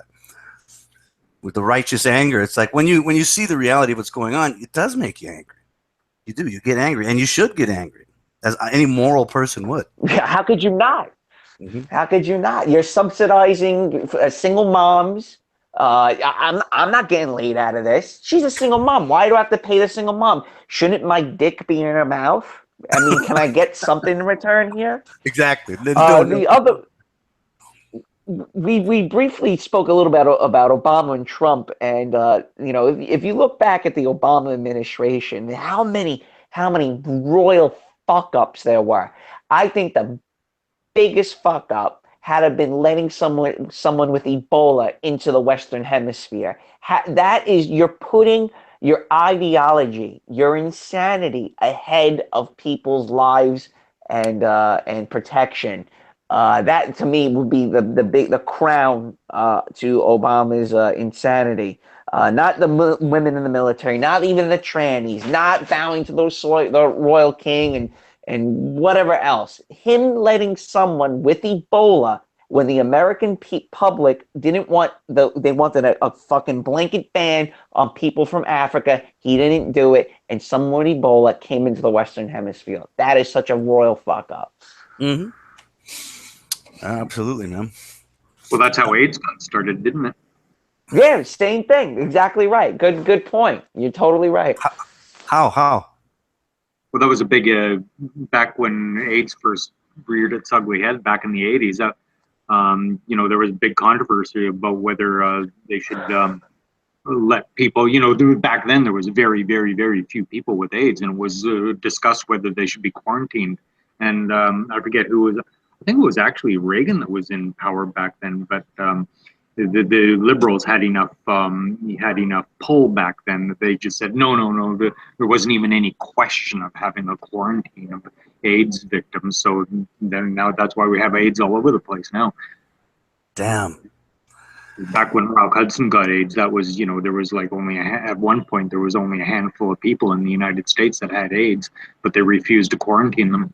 The gay rights groups were just got way up in arms about it. Jesus Christ! And it's, you know, the AIDS in North America is predominantly a gay problem now. Oh yeah. Correct. And it was originally called, I think, gay homosexual disease. I forgot the original term, but they changed the term because they didn't want to offend homosexuals. So if you can look up, I don't know, just Google search it. I'll Google search it in a second. But it was originally called like a homosexual autoimmune disease or something like that because it was predominantly homosexuals that caught it. And patient zero was in fact a homosexual and a very, very sick fucking homosexual. He paraded having AIDS. He called it, "I have gay cancer, and so will you." He said something like that when doing an interview, and he was proud about how many people he got infected with his disease. But isn't it funny, you know, how many wrong turns our society has made, Yeah. all in the name of not offending someone. It's fucking absolutely incredible. We can't offend the gays, so, you know, you're all gonna have to die from AIDS. Like, It was called GRID, gay-related immune deficiency. Oh, there you go. I thought it was called. Fucking sweep that one How under the rug. many people know that? How many people in America know that's the original name? I found out about this only a year ago, and it blew my fucking mind away. Yeah. Just sweep that right under the rug. You know, Sweep that right under the rug because the gay mafia will never have it, and the New World Order doesn't want you to know about it. But hey, watch Will and Grace. Will and Grace, that's what a gay person is. You know, here just high fiving, hee hee hee, happy, glee glee. No, in fact, a gay person is he hates fat people. Okay, he hates fat people. He's a bully. He's not a good. He's a cancer on your society. Well, there's a lot of it's not even just that. There's a big problem in the United States now. I mean, feminism fits into this fucking system. Don't offend the women. Like it doesn't matter if single motherhood is probably the largest pariah. I would see even worse than homosexuality, or even worse than let's say racial tension. I think single motherhood is the number one fucking problem, because what you're doing with a single motherhood, what you're doing is you're raising the next fucking generation to just from the beginning to be fucked. Sorry, kid. You're being raised by a single mother, so you have a 70% chance of being a drug addict, an alcoholic, or a criminal. Yeah, but look, let's be real. I would say if we go back in time, let's just say 1450. Let's go back to the 15th century. I'm pretty sure that it was still predominantly single mothers raising children. And if you take globally, the single motherhood, they probably account for half of the families. Man, it's got to be way up there. Look at Africa. No. Well, Come okay, on, look, man. I can't. It's fucked anyway. But let's Right, take from my let's take from my experience. What I know. Okay, I know Indonesia. I know Indonesia, right? I was there a long time. Fucking married, divorced, all that shit. Now, there's very little single motherhood there. There's divorce, but not as much as here. And when there is divorce, it's very rare that the woman becomes like the primary caregiver and the father is completely out of there. Very rare. Very, very rare. All right. And you're and going to a country like Indonesia or Cambodia is sort of a snapshot into the past, of where we are now in some ways. Would you agree with that, Jonathan? Yeah. And do you guys remember Dan Quayle? Yeah. Why does that sound so familiar? Wasn't he the vice president? Yeah, vice president. Yeah. The Joker vice president. Yeah, and he caught shit, just major shit, for criticizing that TV show Murphy Brown. Murphy Brown, you remember that TV show Murphy Brown about this? That was a very popular show. It was, yeah. Candace Bergen was her name, but she was, this single mother. This was the first sitcom to have a single mother, and it was basically a glorification of single motherhood. Absolutely. But Dan Quayle, he just got absolute shit. They just shamed the hell out of him. They made him look like a total retard. They made fun of the fact that he couldn't spell potatoes with a plural when he was instructing some classroom of kids. You can look it up on, Google his name and you'll find it all. But they were just, totally trashing the guy, shaming the hell out of him because he criticized single motherhood. And that was when single motherhood was a new thing. Now, 30 years later, we're starting to see that maybe single motherhood was not such a great idea after all. Oh, it's horrible, man. Absolutely horrible. I mean, just statistic after statistic. If you see a dude in jail, if you see a criminal in jail for some kind of violent crime or drug abuse, guess what? He probably was raised by a single mother. You got an 80% chance. I mean, it's a fucking horrible thing. And I'm a little bit passionate about that topic because I fought to the bone to have my kid with me. I was no way in hell I was going to let him stay with his mother. No fucking way, man. So I fought in a foreign country to do it. And I ended up sneaking him out of the country anyway. Right. So. Yeah. Most guys just wind up sneaking the kids out. Yeah. Now you say that here in this region in Southeast Asia, they're the developing countries. It's more like a view into the past, which is true, but it's becoming more and more like the West all the time. Absolutely. Totally. Yep. Yeah. Which is unfortunate. Well, you know how that happens. Movies, television and movies, man. Well, and so many Western guys Facebook moving here too. So many Western guys moving over here. A lot of guys move over here, and Hardy. Sorry, but Hardy, one thing that I noticed is the urban center, the city, seems to be the cancer of this toxic Western mindset. Like if you compare a woman in Phnom Penh versus, let's say, Kampot or Pravang, you see a total different mind split between the two. How the one in Phnom Penh, which is the capital of Cambodia, she's got the newest phone.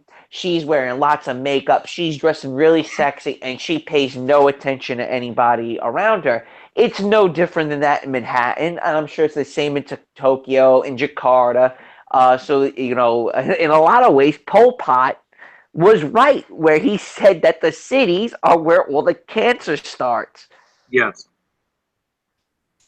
That's where the And where the Western values take foothold is in the major cities, because this is where all the merchants come to trade, to barter, is in the West, is in the capital cities. And what we're doing now is, I think in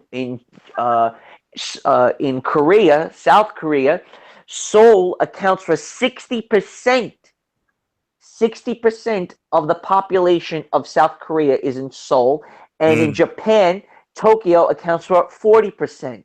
And we're growing more. We're globally, we're pushing more and more rapid urbanism, where more and more people are chasing money, obsessed with money, worshiping money. Where's the money? It's in the urban centers, and this is where the plague and the cancer and the parasites seem to breed. Is where the major cities are. behavioral sink. The behavioral sink. You got it. Wait. Is behavioral sync as in synchronicity or as in No, the kitchen remember sink? the rat experiment I was telling you about? This is exactly what that is. And if Hardy wants to explain what that experiment was, go ahead and explain it. Yeah, go ahead, man. And I'm just gonna grab a beer while you're doing it, and I'll be right back. Well, they just put all these rats in a limited area, and they gave them all the resources they need so that they didn't have to forage or hunt or anything like that. Actually, I think you might have a better handle on the experiment than I do. I'm not even sure exactly why they call it a sink. I know you explained it the other day. Because it drains. It goes up and then it comes and then it goes right down into the shitter. So again, let's use women for example. In Manhattan, so a lot of women are in the city. There's just so many men to choose from.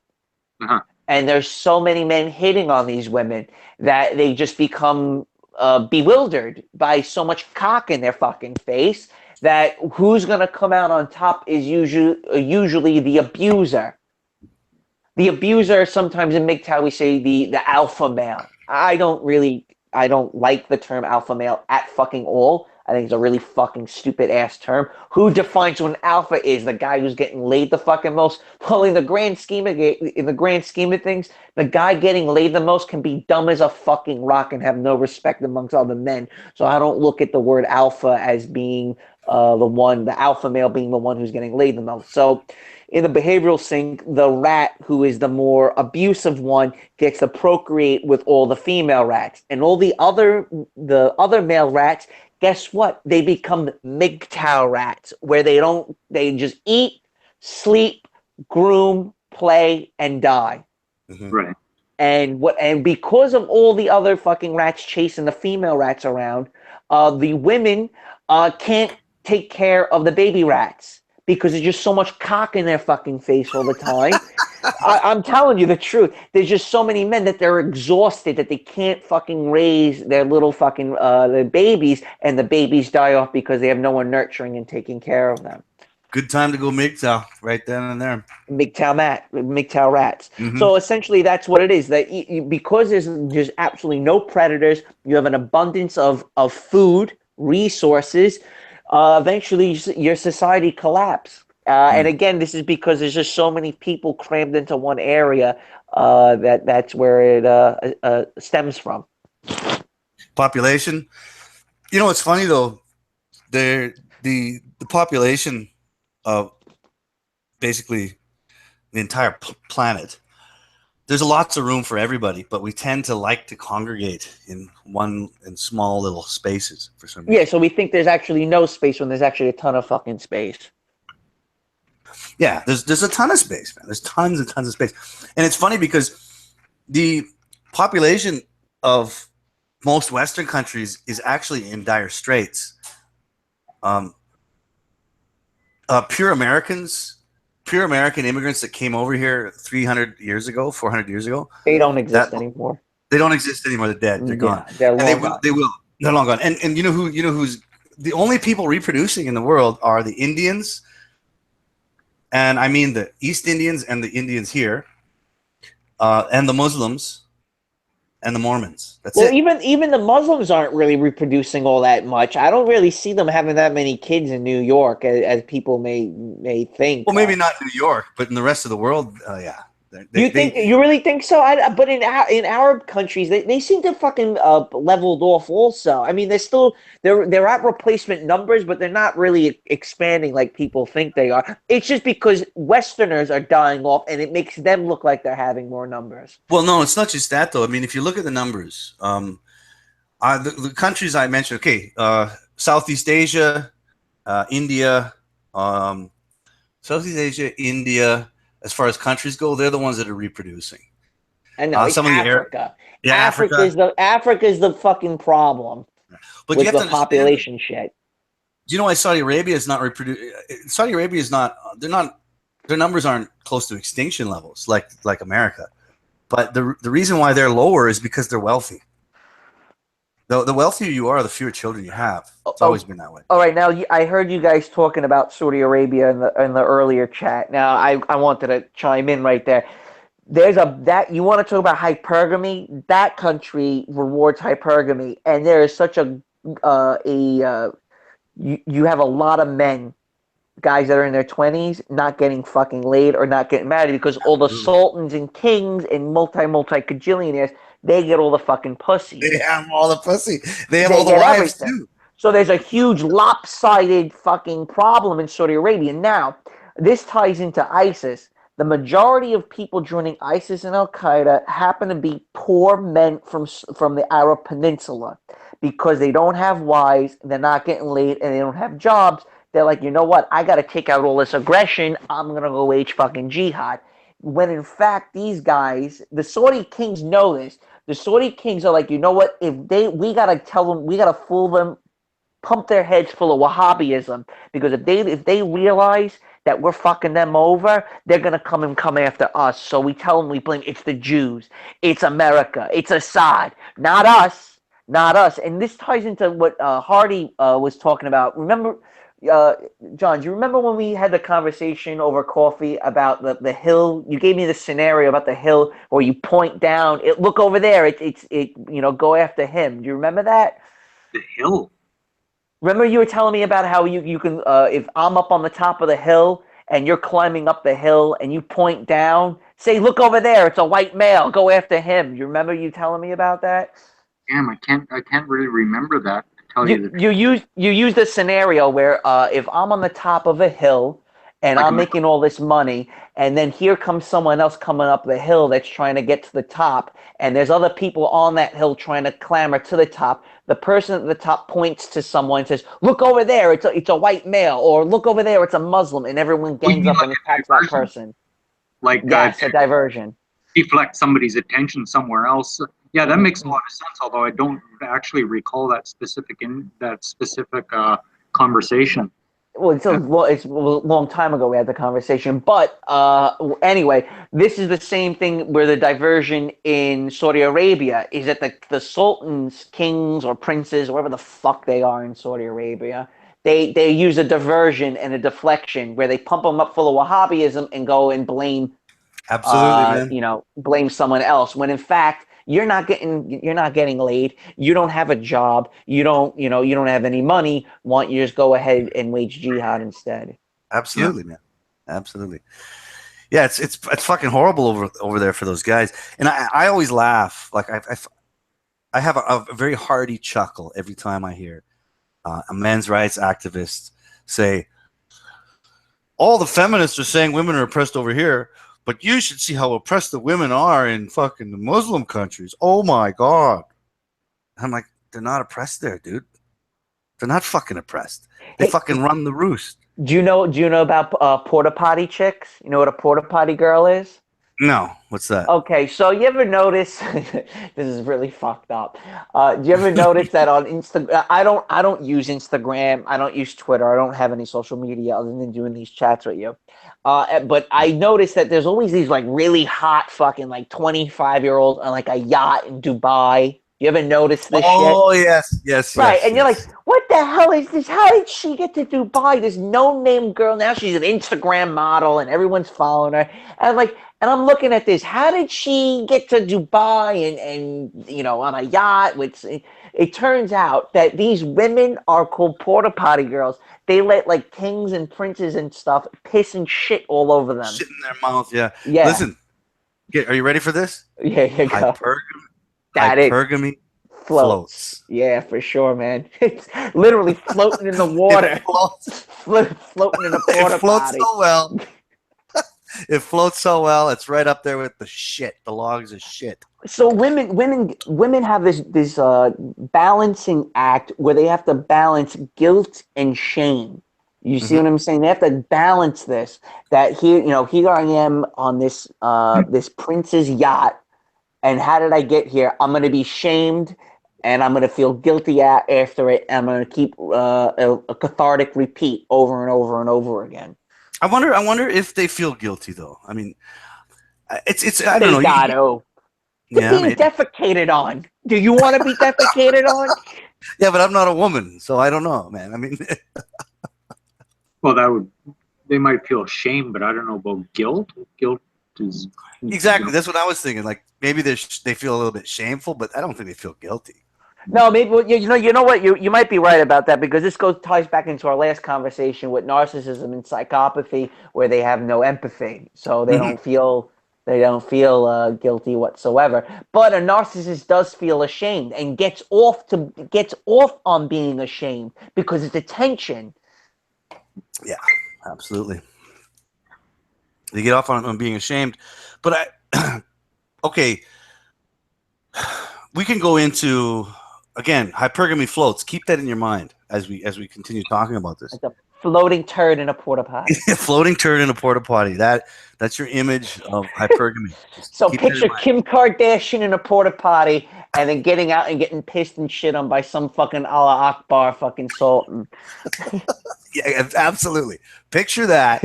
Picture that. Keep that picture in your mind as we continue on this path.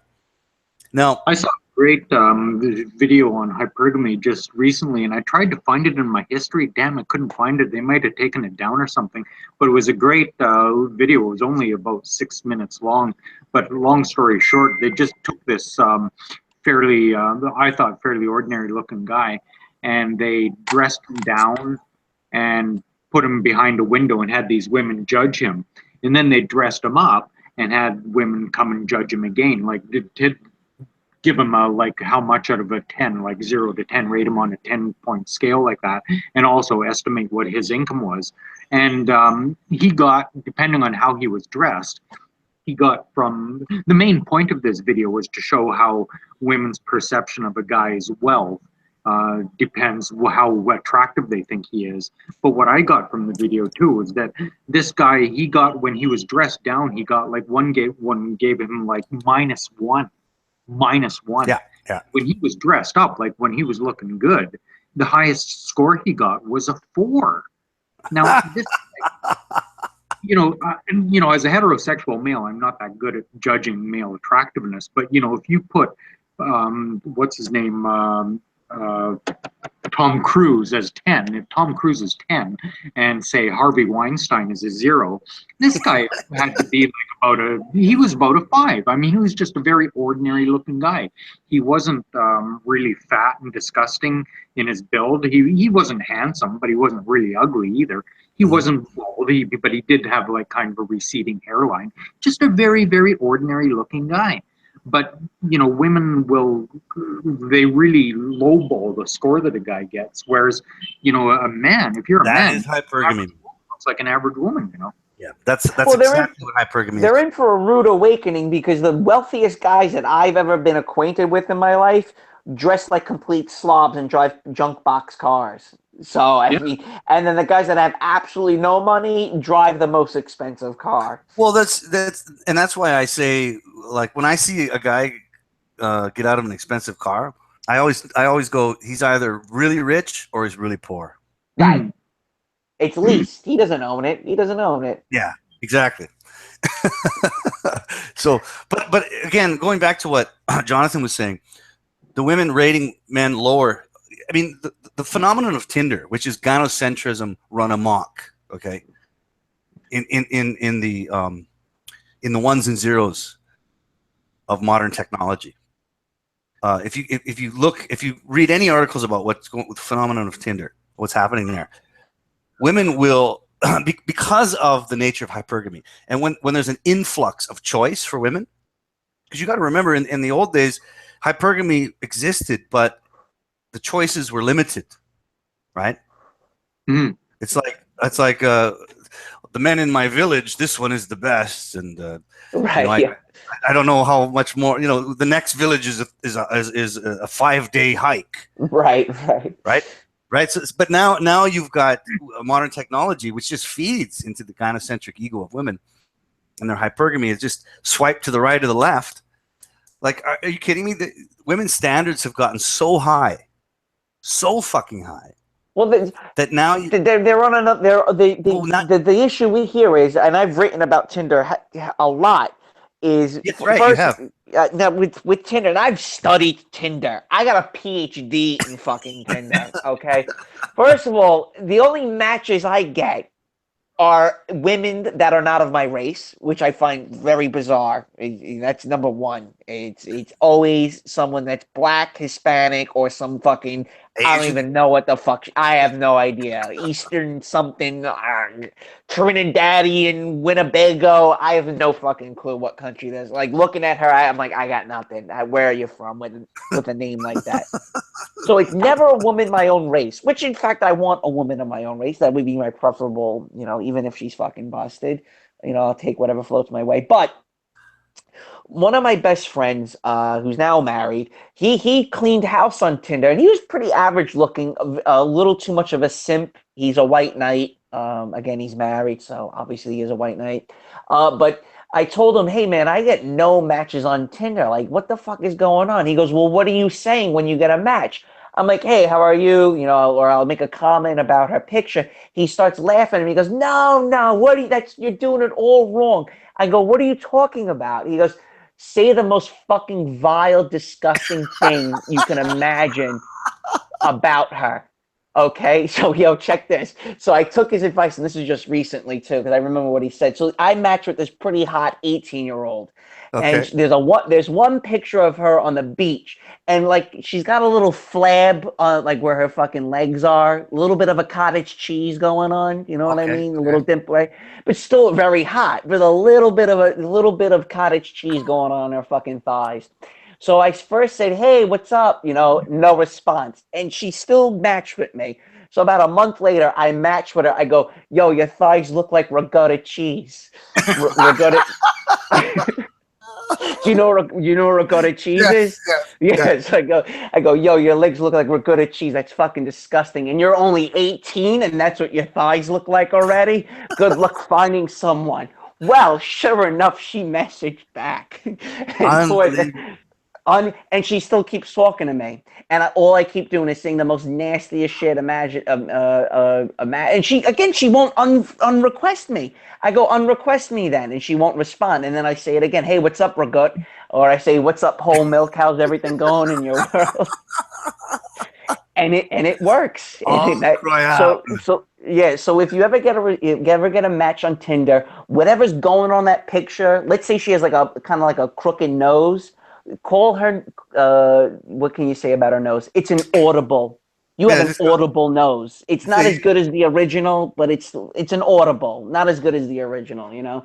So that's kind of what I noticed on Tinder. The other thing about Tinder, the other thing about Tinder though is, and this is what I really wrote about. It becomes a rope-a-dope effect. Is because guys get no matches, they start swiping to every fucking thing. So when the girl swipes that she likes a guy, it's an automatic match. And then she goes to the next guy, it's an automatic match. And sure enough, her fucking mailbox or whatever, her fucking profile is just blown up with so many men. And that's why they don't actually respond. Dicks flying out of the screen. Right, because the guy's got no responses, and he throws everything he's fucking got. The other problem is that guys aren't going out and meeting women, because women don't really go out. They stay home and eat ice cream and watch fucking Netflix. So where are you supposed to go and actually meet someone? Well, the default is Tinder. Yeah. And it just becomes this big fucking, it's a rope-a-dope. You keep fucking spinning, and you don't land anything. And Sovereign, my friend Sovereign sent me an article recently how Tinder leads to men's depression. Because let's say you say, hey, how are you to one girl, and automatically she blocks you or drops you. And you're like, what the fuck did I just do? Why? All I said was, hello, how are you? And she automatically doesn't want anything to do with you.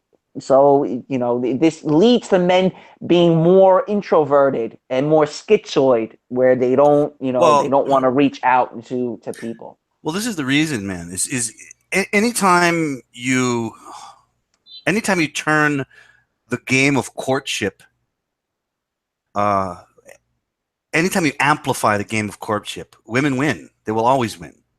I mean, courtship was a woman's game. It was always a woman's game. It always has been, even back in the days of chivalry. Courtship was a woman's game.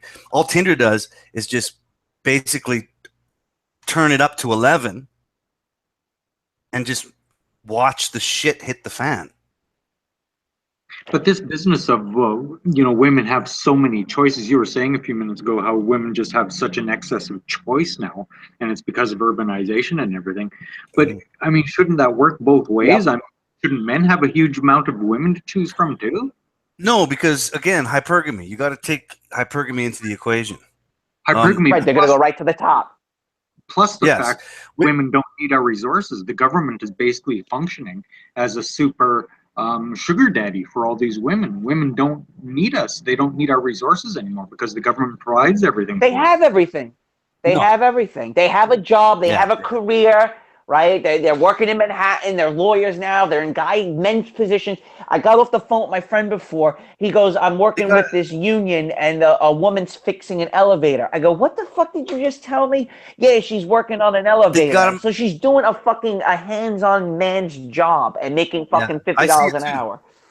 I see it too. Women have Mexican dishwashers, for Christ's sake. Yeah, see? Exactly right. Right? But no, like the yeah, we're dealing with hypergamy here, man. And that's one aspect of it. You have to realize that with hypergamy, what happens is that women, 80% of the women are chasing after 20% of the men. Yes. Okay. And then reverse, you have 20% of the men trying to chase after the 80% of the women that are not even looking at them. Mm-hmm. I mean the reverse of that. So here we have the men who are making the most money, who basically, well, look at Tinder. Women are like, oh, this guy, I don't want him, I'm waiting for the best. And then you have every single woman fighting over a small portion of the men. And those women are giving no attention to any of the men, to the rest of the men. So you have the largest portion of men with nothing to go for. They're Nothing. simps. That's how the white knight gets brought in. White knight is a guy who's following some chick she's never met on Instagram and sending her fucking messages. And I was talking to my one of my cousins about this. He's like 22 years old, and he's looking at some girl's Instagram. I go, "Do you know her?" He goes, "I met her once." And I go, "You're messaging her on Instagram?" I go, he goes, "Yeah, I'm messaging her." I go, "Stop what you're doing. You're never gonna fuck her. You need to give up. Just stop what you're doing. All you're doing is setting yourself up to get hurt." Now, me and Hardy's friend in Cambodia, who's been another mentor of mine.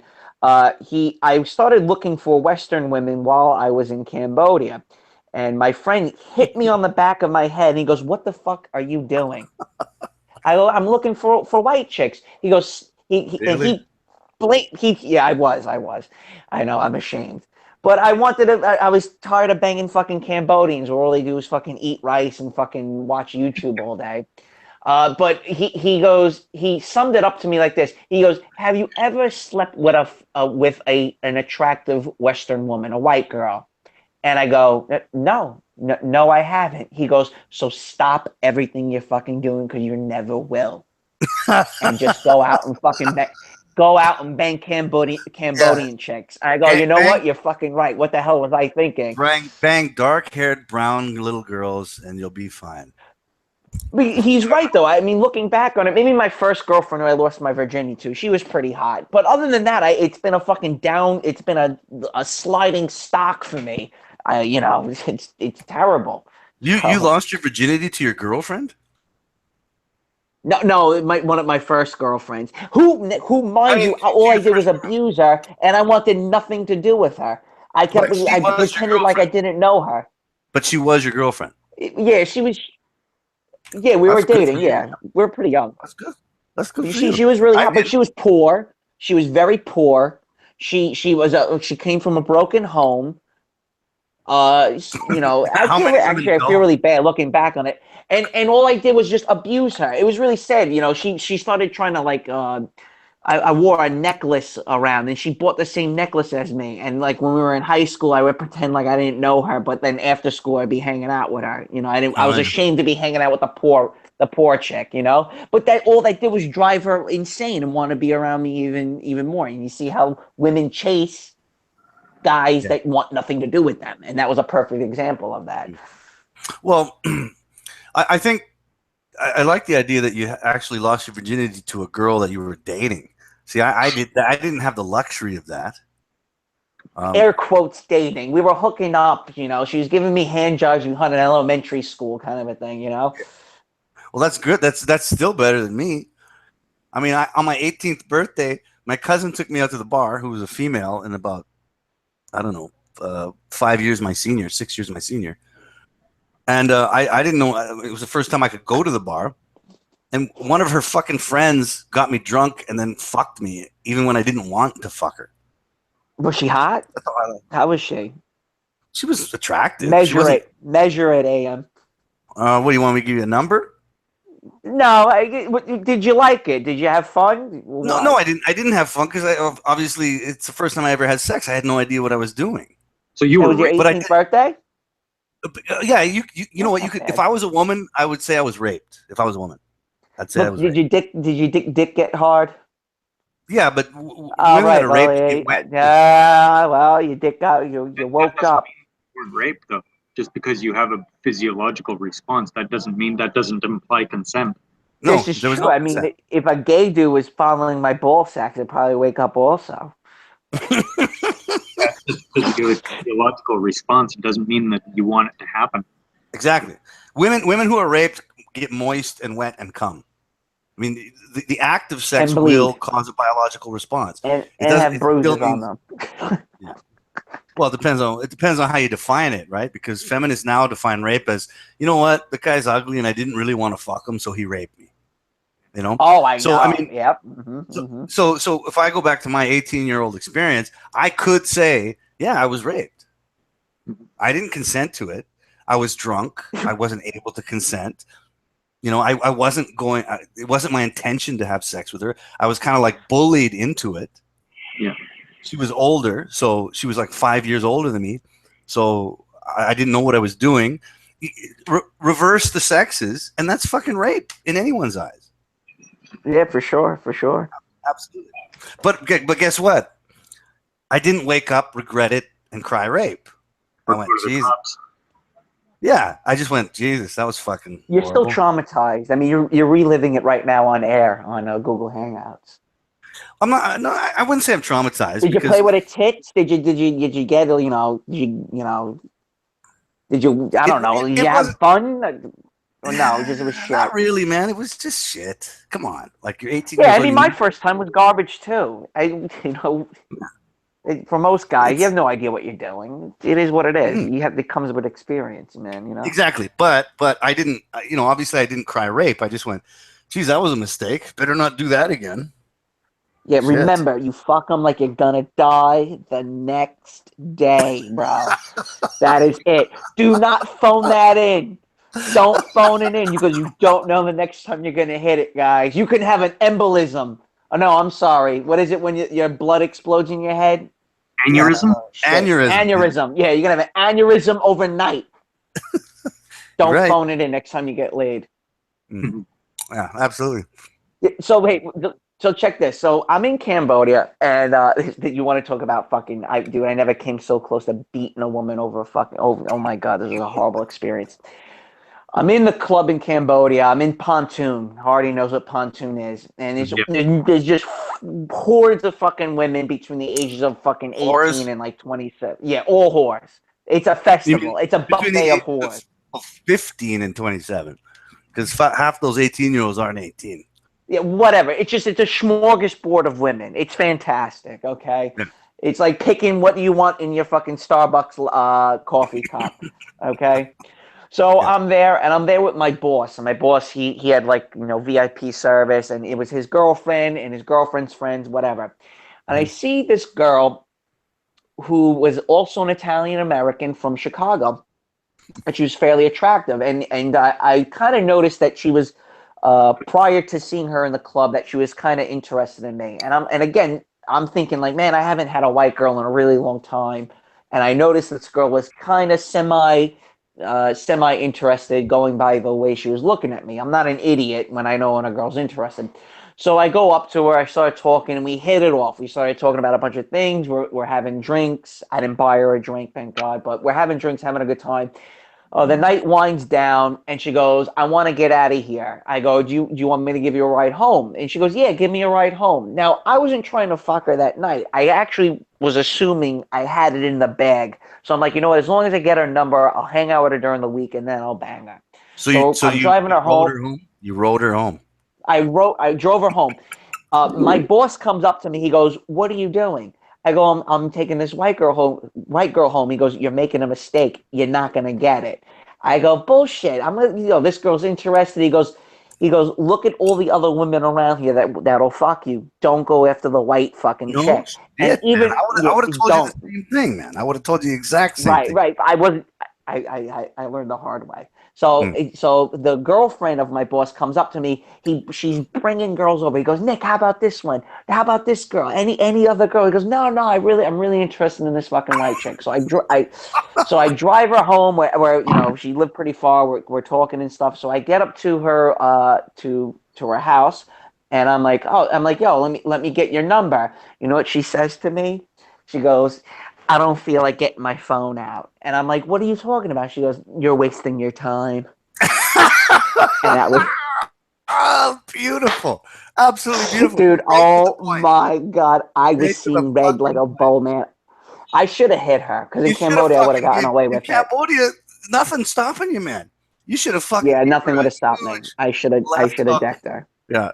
No, but you Boom! know what was great though? I could just go right back and get another chick. Yeah. But I just was blown away by this, like how she just completely led me on to the point where I'm like, I was so confident that I'm like, I got this, and I wasn't trying to bang her. I wasn't even trying to sleep with her. I just wanted the phone number to go hang out with her later. Now, mind you, here's a girl. She looks somewhat like me. She would look like she would like be a neighbor of mine. There's some compatibility there where the facial features, the hair, all that type of shit, where there's some compatibility. How does a woman like that view me, who would probably be somewhat of a good match for her, be so nasty to me in such a way like that? It blows my mind. Yeah. You know, You love that, right? I love it. It's beautiful. And I want to say this now here to anybody listening that might consider a stint in Asia, east, south, wherever, as an expatriate. If you're there, do not seek out women of your own race. Yeah, don't do that. Don't My lesson. fucking do it. Don't The even try. the older ones are super desperate, though. I mean, I had a bunch of women that were past 40 that just would do anything to screw me, man. Absolutely. No, I met some of them too, but they were horrible looking though. Just horrible looking. Well, why would I fuck a 40-year-old white girl when I have a fucking 18-year-old who's gonna cook me fried rice and fucking make my bed for me? Like, what am I thinking? Yeah. So this girl that shot you down, who do you think she would have sex with then, or she just never have sex? She was just floating around. I get attention. It goes back to attention. If you ignore them, and ignore them like they don't exist. Ignore them like they're an old lady in a supermarket. Then they'll fucking pay attention to you, and then they'll fucking put your dick in their mouths. That's my experience with Western women as a whole. Hypergamy floats, my friend. Yeah. You don't want it. Around. The more you don't want it, it drives them more and more up the wall. And what I notice also is the guys who wind up getting married. Let's just say the women wear the pants in the relationship. It's when that happens. First of all, the woman winds up leaving all the time, and it usually the guy is groveling, trying to get her attention. I mean, he's on his hands and knees trying to get her to date, just dragging him through glass. And eventually she caves and they get married, and she just never really respects him, and they always wind up leaving.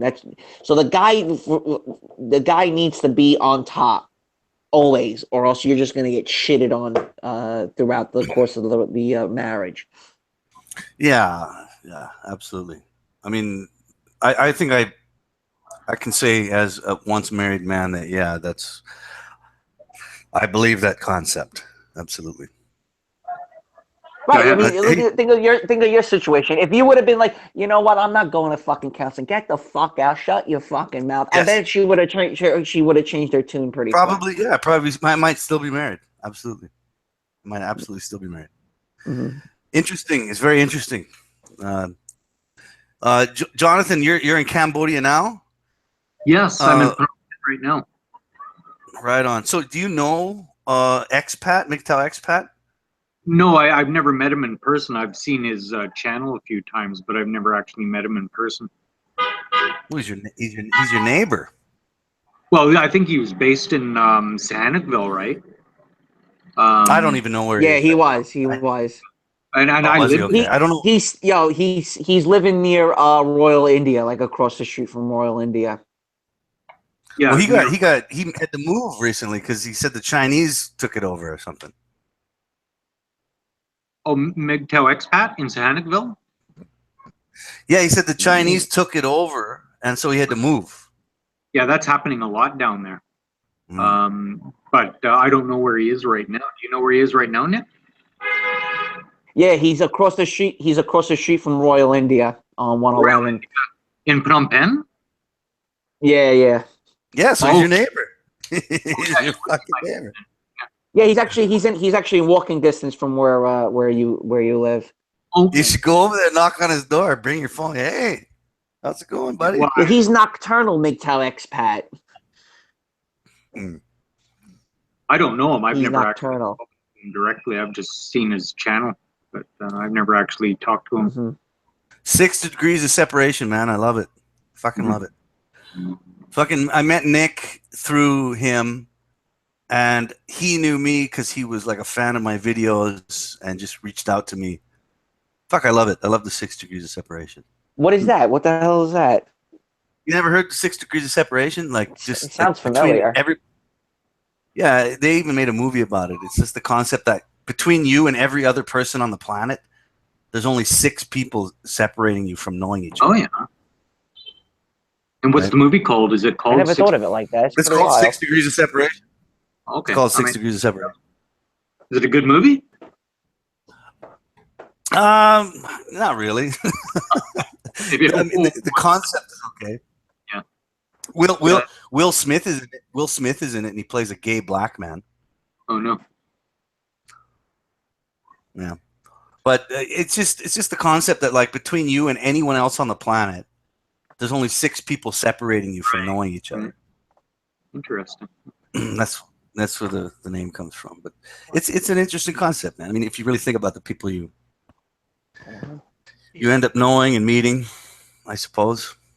But I had a thought related to hypergamy the other day too, and like when you think about hypergamy, an obvious question is, well, how do relationships happen when there's so much hypergamy out there? Like, aren't there more women just simply stay single?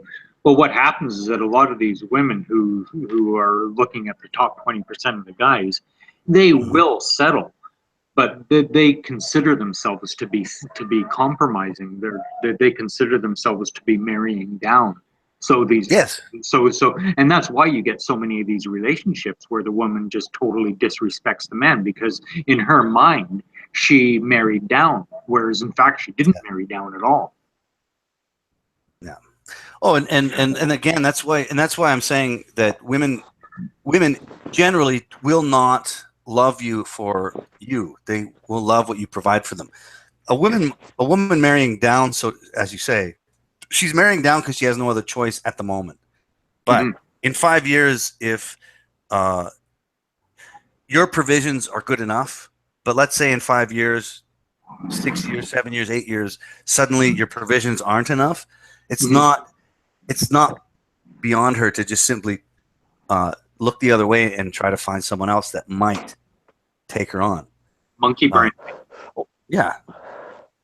Well, she's floating because she knows her looks she doesn't have looks anymore, so she's just kind of floating at that point. This is about it. And this is another thing I wrote. I call it the ode to abandonment. Is she really in this relationship with you for you, or is it because this is as good as it's gonna get, and I'm just gonna keep on floating by? But the problem now is because of media, Facebook, radical feminism, and all these external forces putting pressure on the household, they wind up leaving.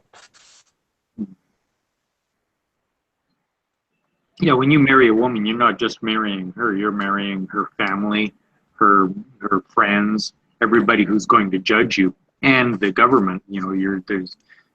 It's not just you and her. Oh, it's funny you say, you mentioned it's not just her, it's the family and government. Even in Asia, I got married in fucking Asia, in Indonesia. And yeah, I was marrying her family, not the government, because the government doesn't have its hands in it. The culture did, though.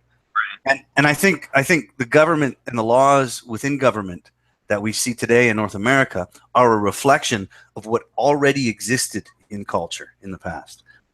Because I agree. Yes, I agree. They're just writing it down and making a law about what already existed as a part of culture. Because when I got married in Indonesia, I'm telling you, man,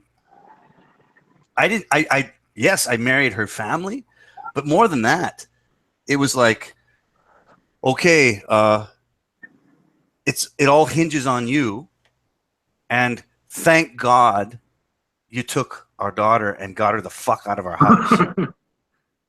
It's like, okay, see you later, buddy. You've got her now. She's now your responsibility. And guess what? If you fuck up, we're going to throw you under the bus. It's exactly how it ran.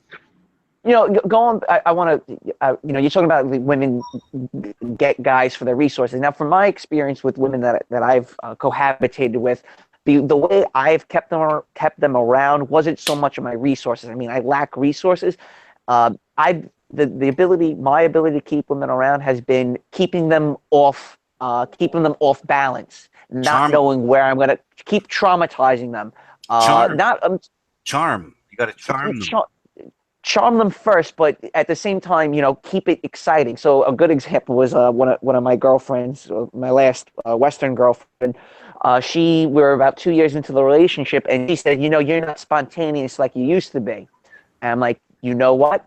You asked for it, you fucking got it. Now, she was a mortician, and she was a funeral director. And I go, you want spontaneous? I'm going to give you spontaneous. I showed up to a funeral that wasn't, a wake to someone that I didn't know, and she was funeral directing. I started crying over the fucking body of a stranger. And the only person that knew me there was her, and at the same time she fucking loved it because I was doing it for her. You see what I'm saying? So here I am, person's way, but on the flight, me and him go way back, and I was just there for like 2 or 3 minutes, and I left. You're cutting out, man. You're cutting out. I'm sorry. Can you hear me now? I can hear you, but you're gonna have to repeat that because kept cutting out with the.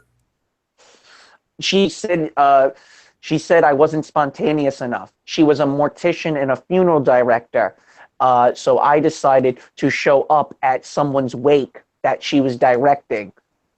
Okay. And I went into the wake pretending like I knew the fucking person. Do you get it? Yeah, nice, nice, man. Yeah, it's fucked up. But she says I wasn't spontaneous enough. I'm like, you know what? You fucking got it. So I showed up at this random person's wake, made a huge scene, and left. The only person there that knew me was her. Sure, yeah. So I did that in a way. I gave her attention. I gave her what she wanted, and then that was kind of it. And the same thing goes for a lot of the women in that I was dating in Cambodia. The way I was able to keep them around was constantly throwing them off kilter with me, where they would constantly be thinking about me, not so much resources and other guys. I made sure that I was the focal point in their lives. That's a juggling game I do not want to play. Absolutely do not. Yeah, well, no, I hear you. I totally understand that. But hey, look, if you don't want them going after your resources, you got to bring something else to the fucking table. No, I agree. I absolutely agree with you, man. I remember being younger and dating, and dating, you know, some good women, like decent women, white women, women of my own race, so to speak, own country. And you're right. I did, and I did play those games. You know, I tried to keep it fresh. I juggled. I did juggle. And now that I'm older, I'm just like, nah. Yeah, you don't want to do it. You know, I'm not gonna fucking do it, man. Well, women like playing these games because, you know, they don't have full-time jobs, or they don't have jobs that are as difficult as a man's job. You know, they don't realize that, you know, if you're a guy, you're probably working a full-time job and maybe a very difficult career, and you don't have like 24 hours a day to be playing all these you know, relationship games and stuff like that. Or giving her But that that's much. what they want. That's what they want. And then if you're not around because you're working, I'm lonely. That's the counter to that. That's why the ideal husband or boyfriend for a lot of women, and this, you know, is it's drug dealers. That makes the ideal boyfriend for a lot of these girls. That's why those guys get such hot chicks. They've got tons and tons of money, and they've got free time. Free time. So, you know, that's the best of both worlds. You know, that's why those guys are so successful with women. Correct. Totally. That's why the best men, the best partners for women are drug dealers and giant black dildos.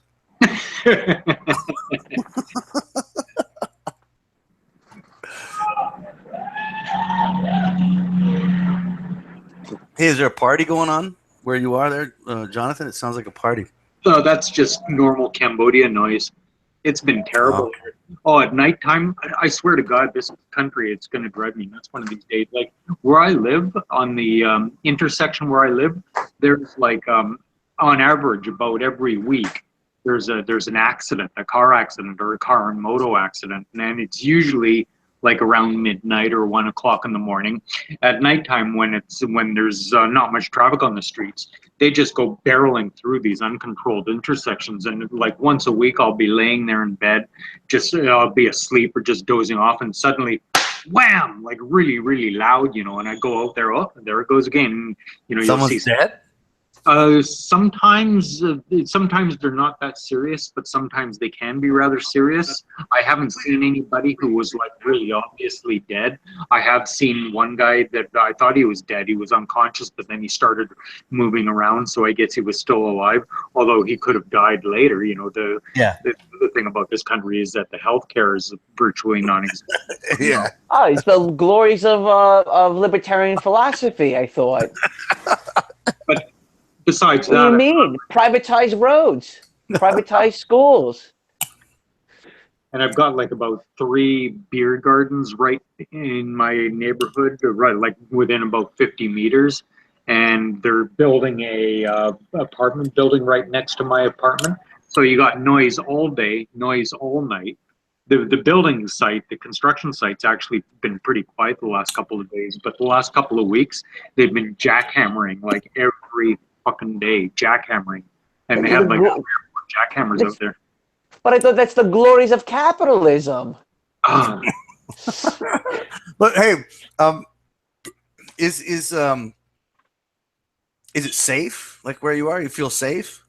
It is, yeah. Some people, you do hear stories. If you look at that Khmer 440 site and Cambodia expats online, you'll hear reports about people about armed robberies. It does happen, but I don't go out late that much at night, so it doesn't affect me. You do hear, and you hear about bag snatchings. I think it's worse for women actually. If you're female and you're walking around with a bag on your shoulder, you stand a fairly good chance of somebody trying to grab your bag, and they'll pull it when you're on a moto, and they don't care if you fall off and get injured like that or anything, obviously.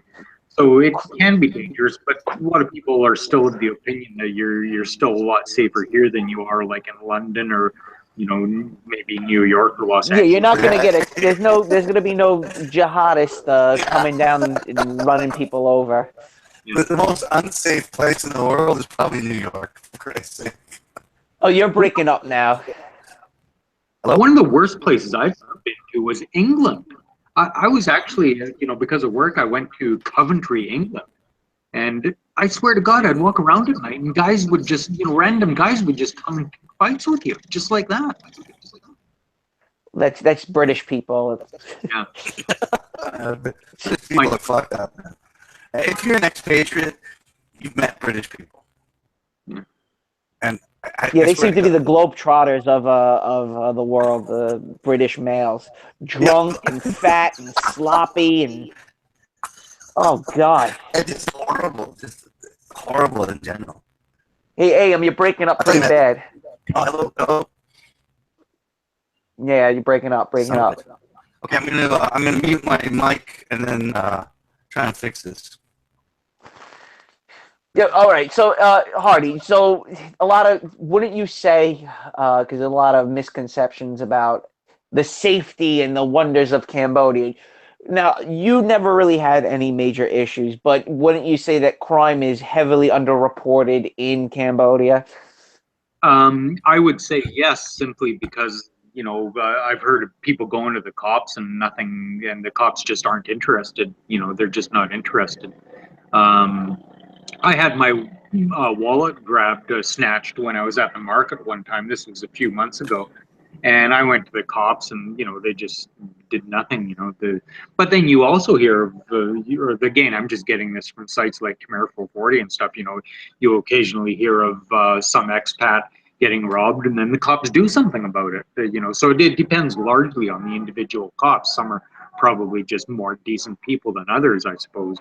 I don't think there's like institutional quality control or anything. So, you could have a good and not so good people, I suppose, cops. But I would agree that crime is probably very underreported. Probably a lot of people just feel that nothing's going to happen if they report it, so they just don't. That wouldn't surprise me. There was that one site that reported all the deaths of expats in Cambodia. I don't know whether it's still active or not, but it was a really good website that recorded the deaths that didn't go reported for Westerners in Cambodia. Well, I know that there was a thread on Khmer 440 devoted specifically to deaths of expats in Cambodia. Is that what you're thinking of? Or are you saying there's actually a site? There was actually a site. I'll go back and look it up, but it hasn't been. The last time I checked it, it wasn't updated for a long time. But it does happen. I've heard so many horrible stories of people getting hurt and killed. I mean, what happened? The founder of Khmer 440 died under weird circumstances, if you remember. Yeah. Yeah, what was his name? Pete Logan or something like that, or Pete? Right. Yeah. So he died. There's always, again, it's not.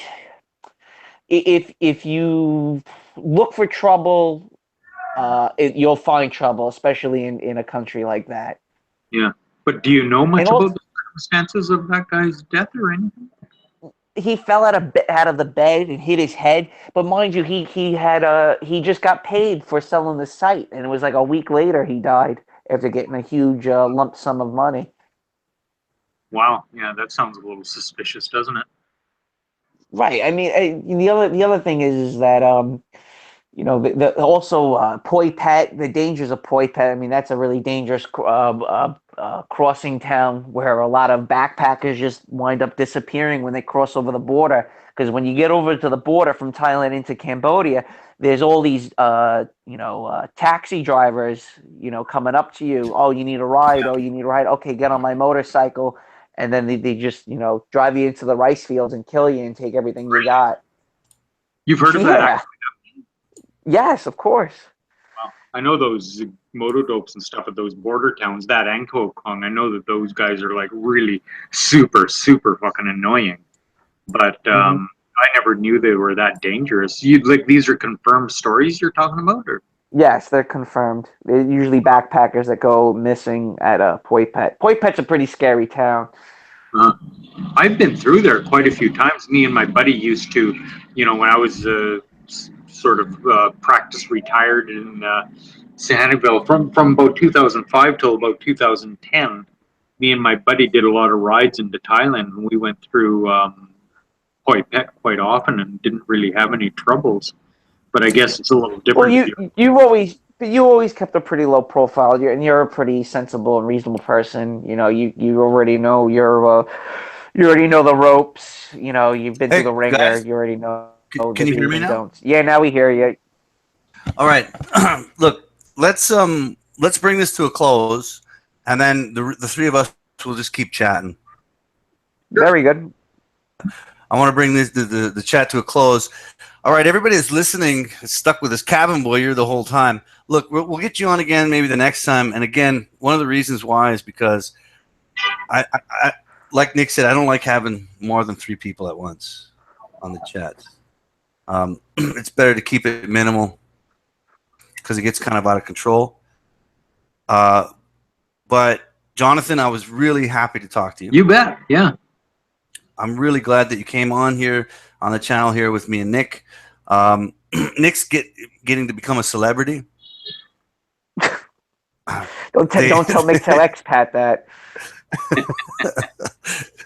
They like what he has to say, and I'm just glad that I can continue doing what I'm doing on this channel. I kind of let it die for a while out of circumstances, but I would love to have you on again if you're willing to. You bet. Yeah, that'd be great. Yeah. Okay. And then, just keep in mind, I'm trying to do this like every Saturday night, once a week. Not every week. Sometimes it doesn't. Sometimes life doesn't allow it. But yeah, we're usually around the same time, Saturday, in the week. And we had I think we had about 15 viewers at our peak, which is pretty good. I mean, that's better than I've had before. So. Cool. Yeah, that's the most we've had, I think, since Nick and I started doing this stuff. And I'm going to keep doing it, and also try to. I'm starting to do some readings of other people's articles and putting that up my channel because I'm sort of done making MGTOW content, original MGTOW content. I've said what I've had to say. I'm kind of done with it. You're beating a dead horse at this point. Yeah, absolutely. So I really like these chats, and I like doing the readings that I've been doing. That's kind of where I'm going. So this is going to keep going on, guys. And I want to say thank you everybody for watching. Cabin Boy, we'll have you on again, definitely. Maybe next week. I'm going to try and get Paul Proteus. Everybody wants Proteus on here. Everybody. So we'll see how it goes. We'll try to get him on. And thank you for watching, guys. And Jonathan and Nick, we'll keep talking after I put this to a close, all right? Sweet. All right, good night, everybody. Thank you so much, and we'll see you again next Saturday, hopefully. Good night.